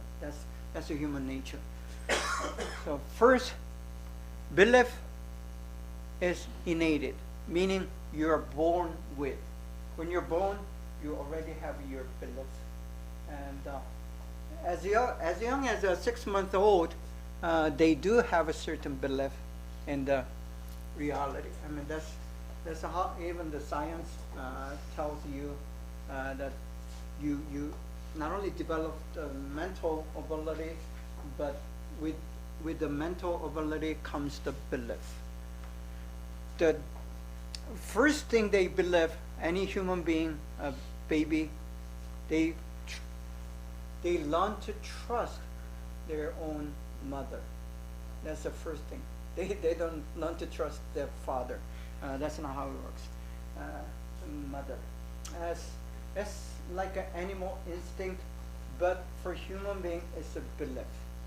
So they believe in his or her mother. That's the very first innate belief. It comes naturally. It's as much as an instinct, because it's a matter of survival. So the belief, it also has to do with your physical survival, and not only the spiritual, but it comes along with the issue of survival. You have to believe in certain things to survive as a human being, as a life. And so it comes as you're born into this world. As soon as you're born into this world, there's a given innate belief. But most belief that we have is uncultured, meaning your culture tells you what to believe, even though you are not aware of it, that you're learning this belief, but you are continued with all the ideas and the theology and ideology and philosophy and ethics and morals that you need to believe in. So if you are born into certain culture, it's not your choice. The reality is given when you're born as a Chinese, Korean, Vietnamese, Portuguese, or Brazilian, and whatever your nationality is, that's culture that you're in. So in that culture, you're normally, naturally, and without choice, you are learning that culture. As you learn the language, as you're living in a family, and relate with the relatives and friends, and so on, the society teaches you what to think and how to think. Not only the think, they tell you what to believe and how to believe, and so on.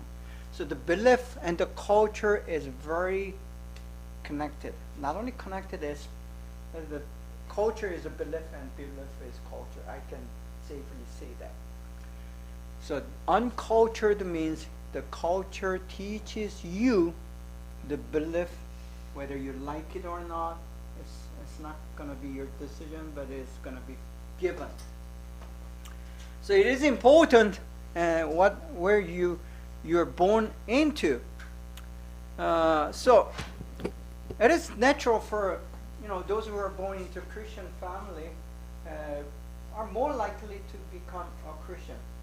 But if you look at the data, I should say 20 to 30%, only 20 to 30% of the children of, let's say both parents are Christian, only that much, 20 to 30% becomes a true, real Christian.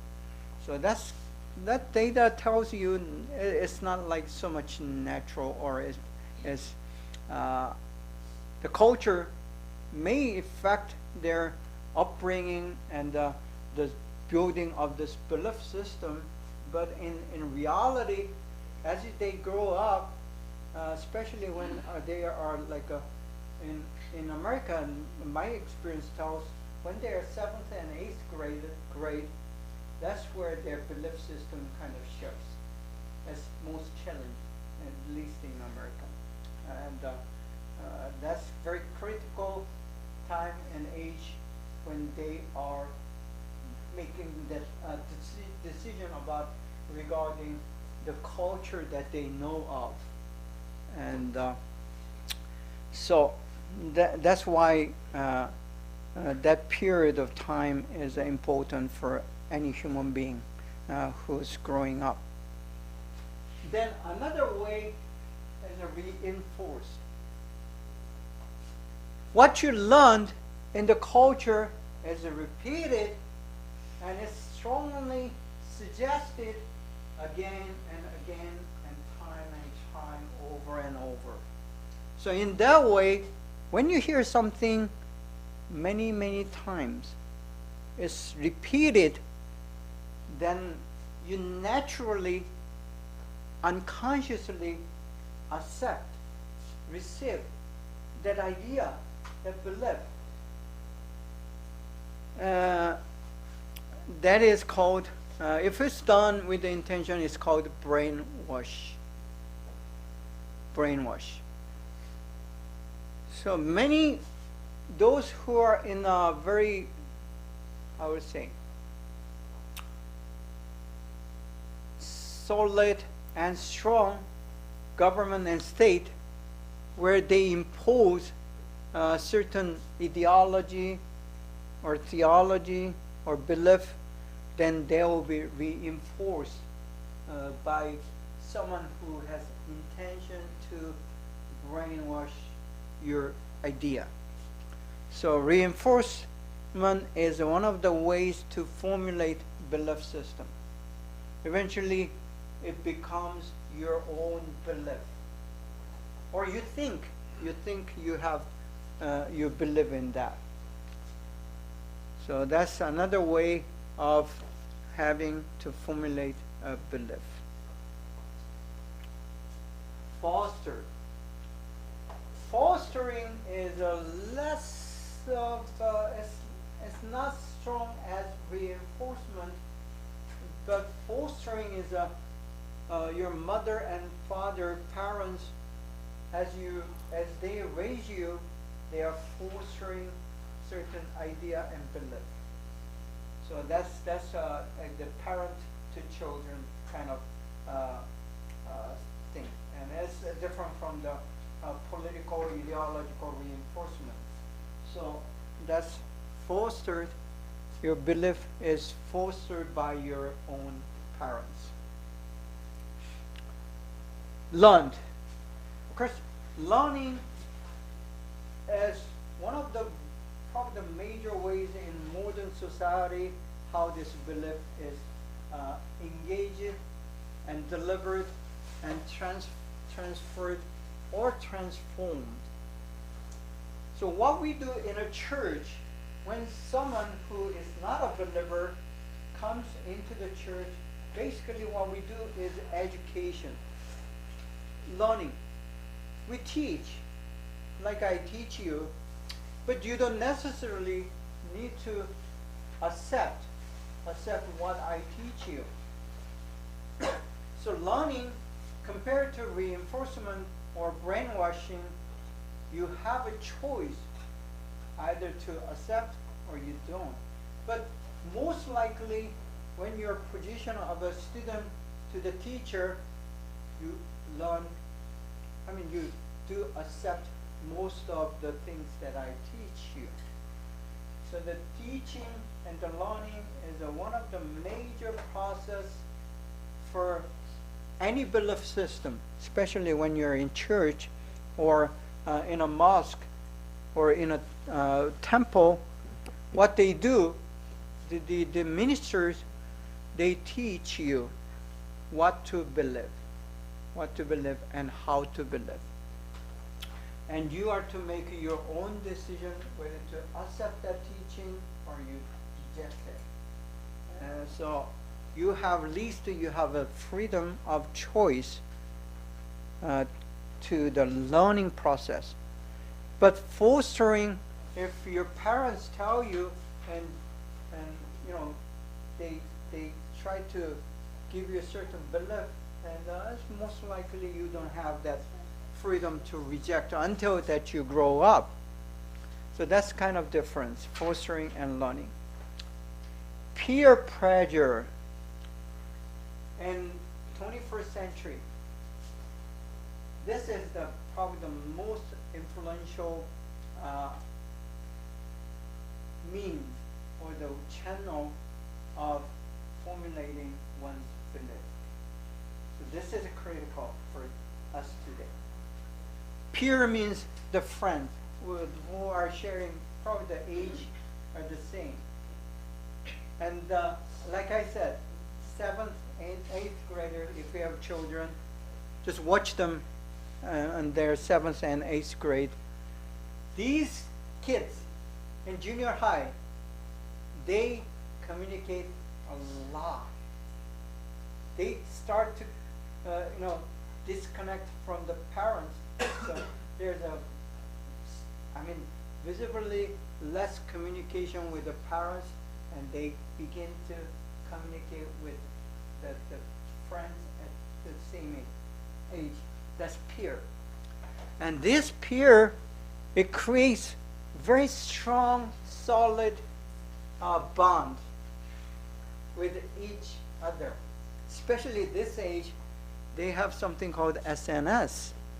And then this a group talk, whether it's a TikTok or whatever they use. This is secret kind of grouping which we didn't have when we are growing up. And that kind of reinforces, it strengthens that peer connection. So today, if you try to understand your children, 7th, 8th graders and even younger, you should be able to look into their SNS. And I know in America, it's sometimes it's against law to force and looking into, it's a privacy thingy. And but yet, if your children agrees, you need to share that SNS with them as much as possible. That's how you can help them to, go the right direction. Anyway, so the peer pressure is probably the most solid, strongest influence in their belief for the 21st century MZ generation and down.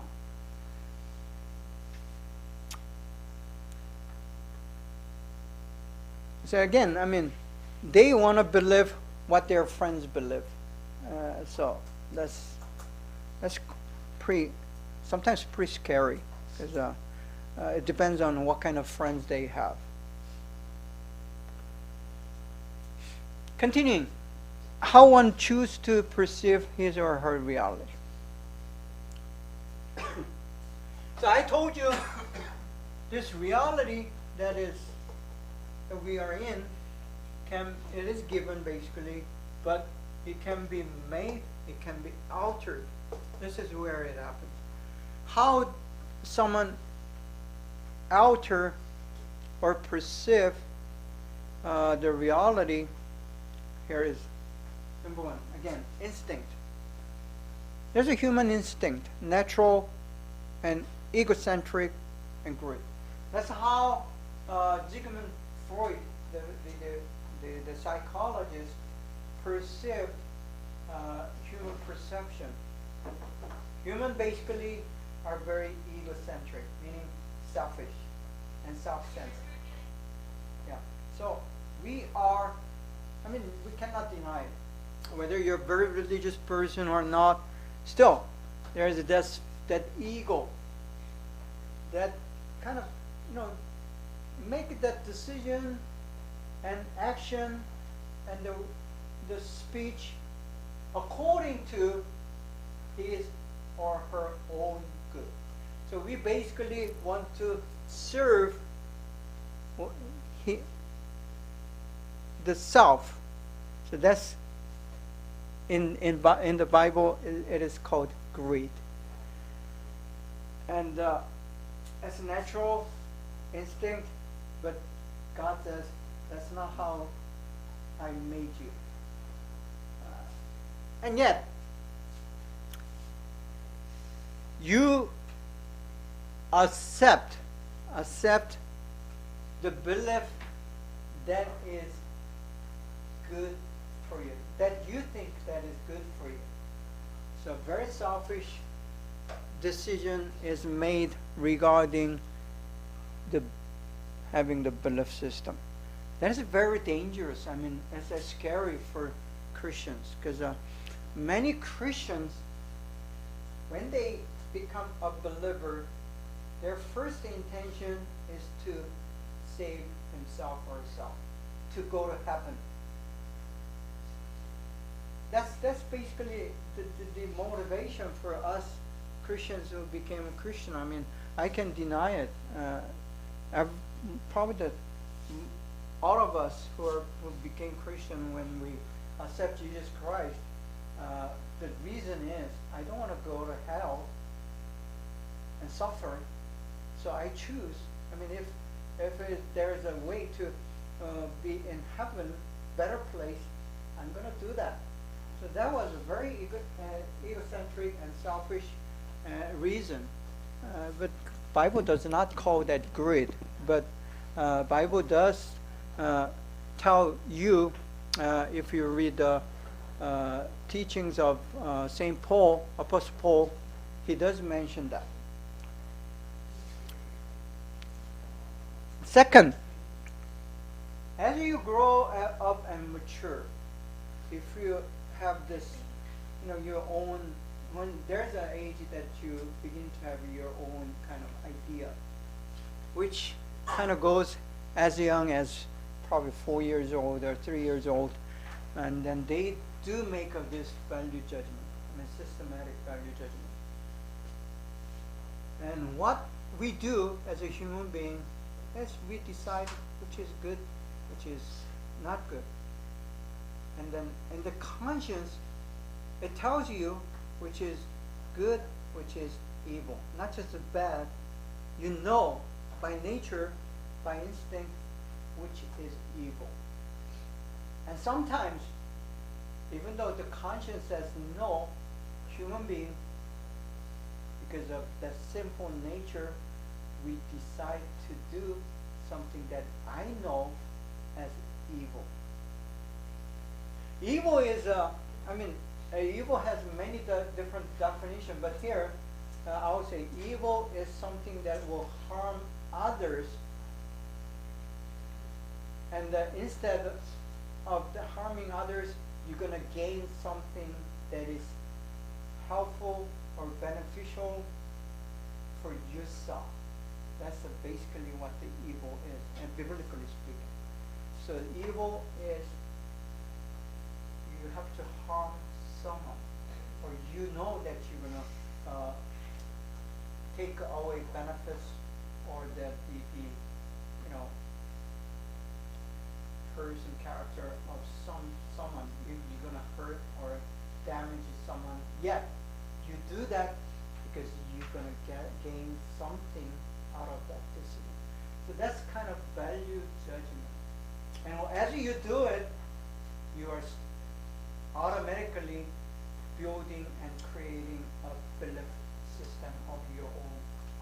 So that's how the belief is decided and formulated and made. So you perceive the reality, and then you make that decision according to your value, and it becomes your belief system. So that's how it happens. So if you're Christian, look into your own process of believing or your own spirituality. And if that is the case, that's something that we need to change. And So that's how we grow and mature as a believer. And every situation, there come, not all the situation, but there are many situations. If you decide A, then you're gonna hurt or harm or damage or disbenefit someone. And then you do not do that. That's how Jesus Christ taught us. Number 3, how one chooses to receive one's reality by reasoning or manipulating. So reasoning comes within. You process your own reason, whether this is good or bad, evil or good, better or best, worse or worse, that's right or wrong. That's a process that happens in your brain and your heart. That's reasoning. So reasoning not only happens up there, but it also includes the decision in your heart. Because reasoning always is associated with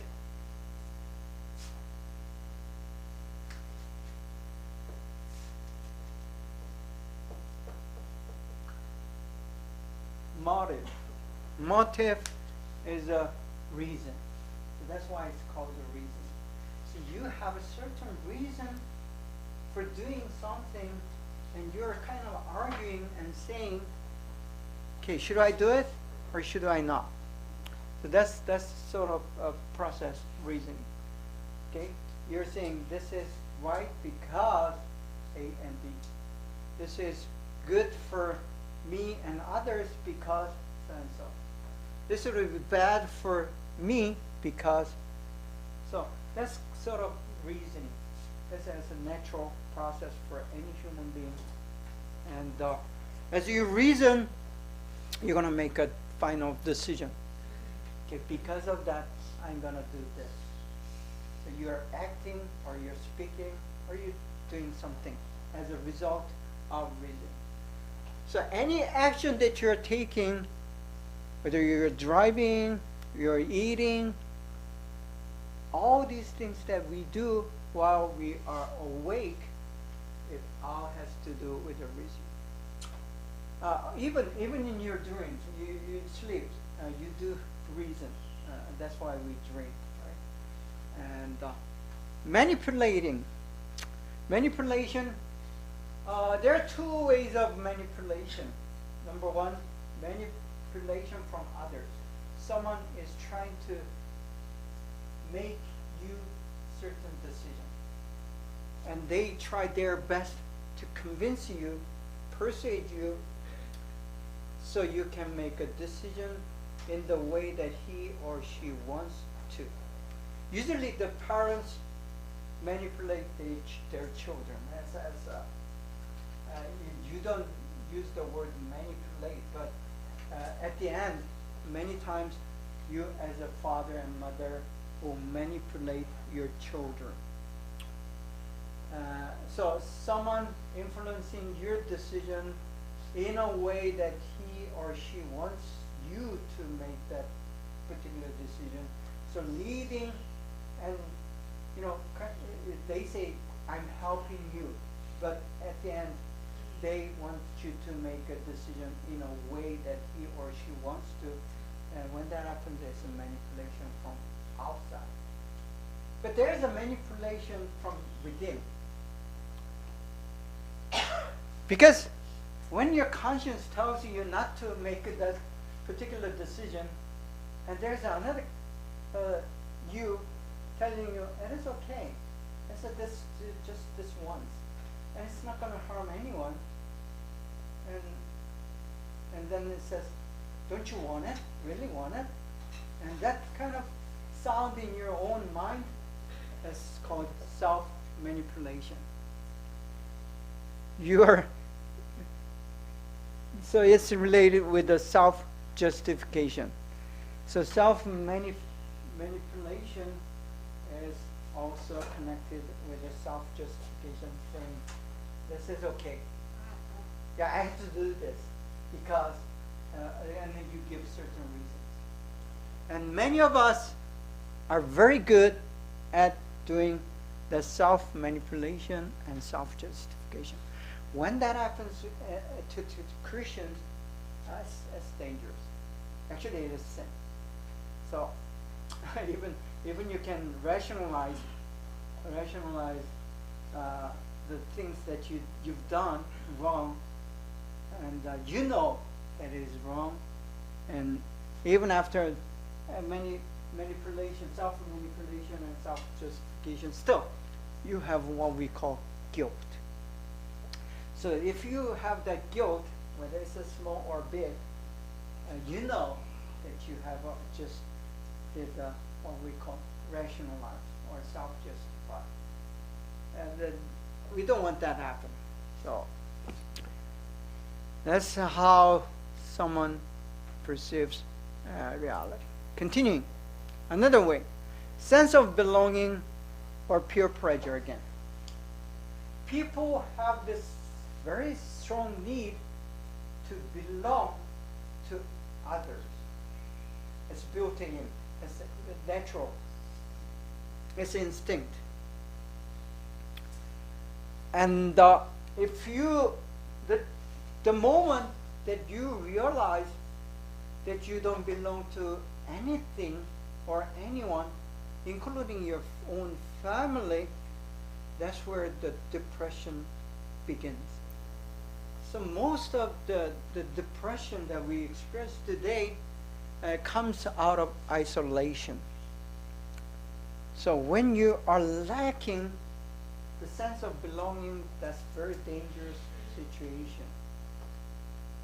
So for us Christians and believers, you have to kind of make a decision between, do I want to belong to human culture and society and relationship, or do I belong to God? And I mean, are you going to be satisfied with the belonging to God? Once that you make that decision, then probably you are immune to depression. So many Christians who are experiencing depression first begin to look at, is his or her priority, or the priority of relationship is with God. That was the key question that you ask as a counselor or teacher or pastor. You want to look into that. So the depression kind of begins from lacking the sense of belonging, and if you strongly, solidly, certainly have that sense of belonging to God, then you wouldn't be endangered into depression. But those who are lacking, then there's a very difficult situation, because this sense of belonging will be very fundamental and foundation for your the stability of your belief system. Next, place of doubt and self-awareness.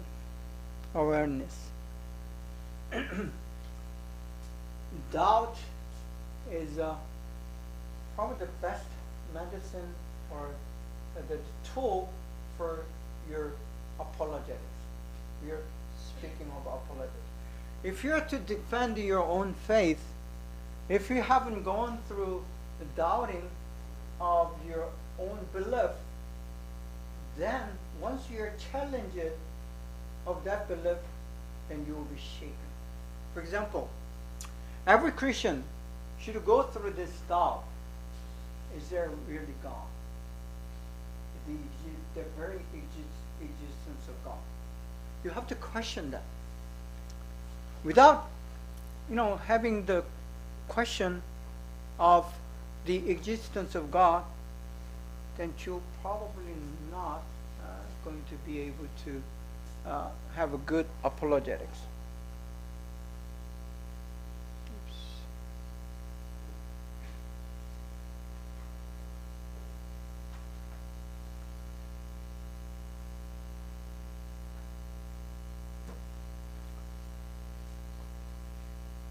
Next, Organized religion versus personal belief.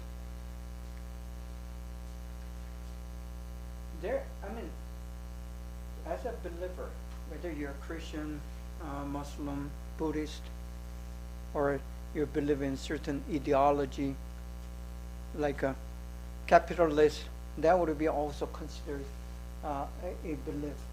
And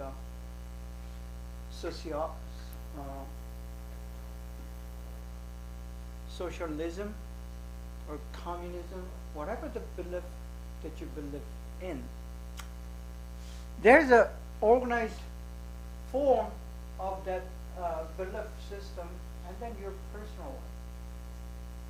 Most likely, I can say 100%, your personal belief may not be the same as whole organized the institution, as in this case religion, tells you.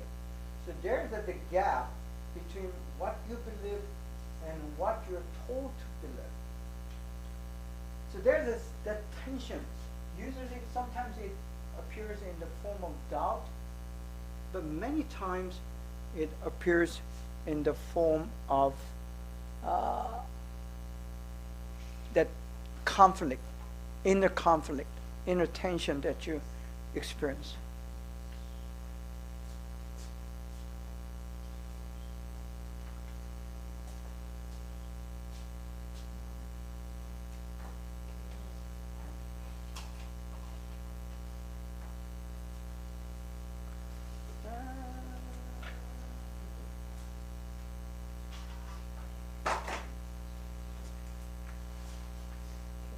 Go around like this and come back over here.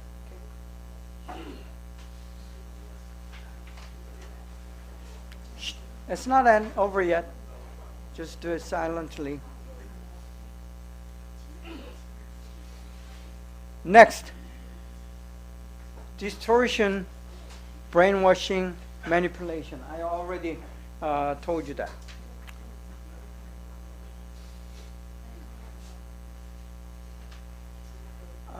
This is actual presentation of how people, us, cultures perceive the reality. So this is where the foundation of apologetics actually begins. So when you are interpreting the reality. So this is a kind of interpretation, the way of interpreting the reality. First, this is a universal, common, shared in all cultures. The definition of the word may be different, but every culture that we live in and every religion that we have, as far as I know, there's two different things of the. Please, the class is not over yet. Students, please. Either we see the world that is good or evil. Some people think the world is good. Some people think the world is evil. But we know that commonly the world has both good and evil in it. So that's one of the ways to divide or to perceive the reality with a value. So when you say world is good or the world that we live in is evil, as soon as you say that, we are imposing your own interpretation. And this interpretation is very common. That's the universal. Every culture has this perception of good and evil. We'll go into the biblical definition of good and evil later on, but that's the good and evil is one of the the standard, the main thing, how we perceive the reality. Another way of dividing the reality is ours and theirs. So we are very eager to divide the people into two groups: my people and their people. Even though they are not enemies, still we do divide ours and then theirs. And when it becomes more serious, as enemies against us. So that's one of the common ways to divide the world. Okay, we'll continue this next week, and thank you for coming and listening, and please make sure that you sign out. And again, do not sign out before you come when you're coming in. Okay? Okay, have a great day. See you next week.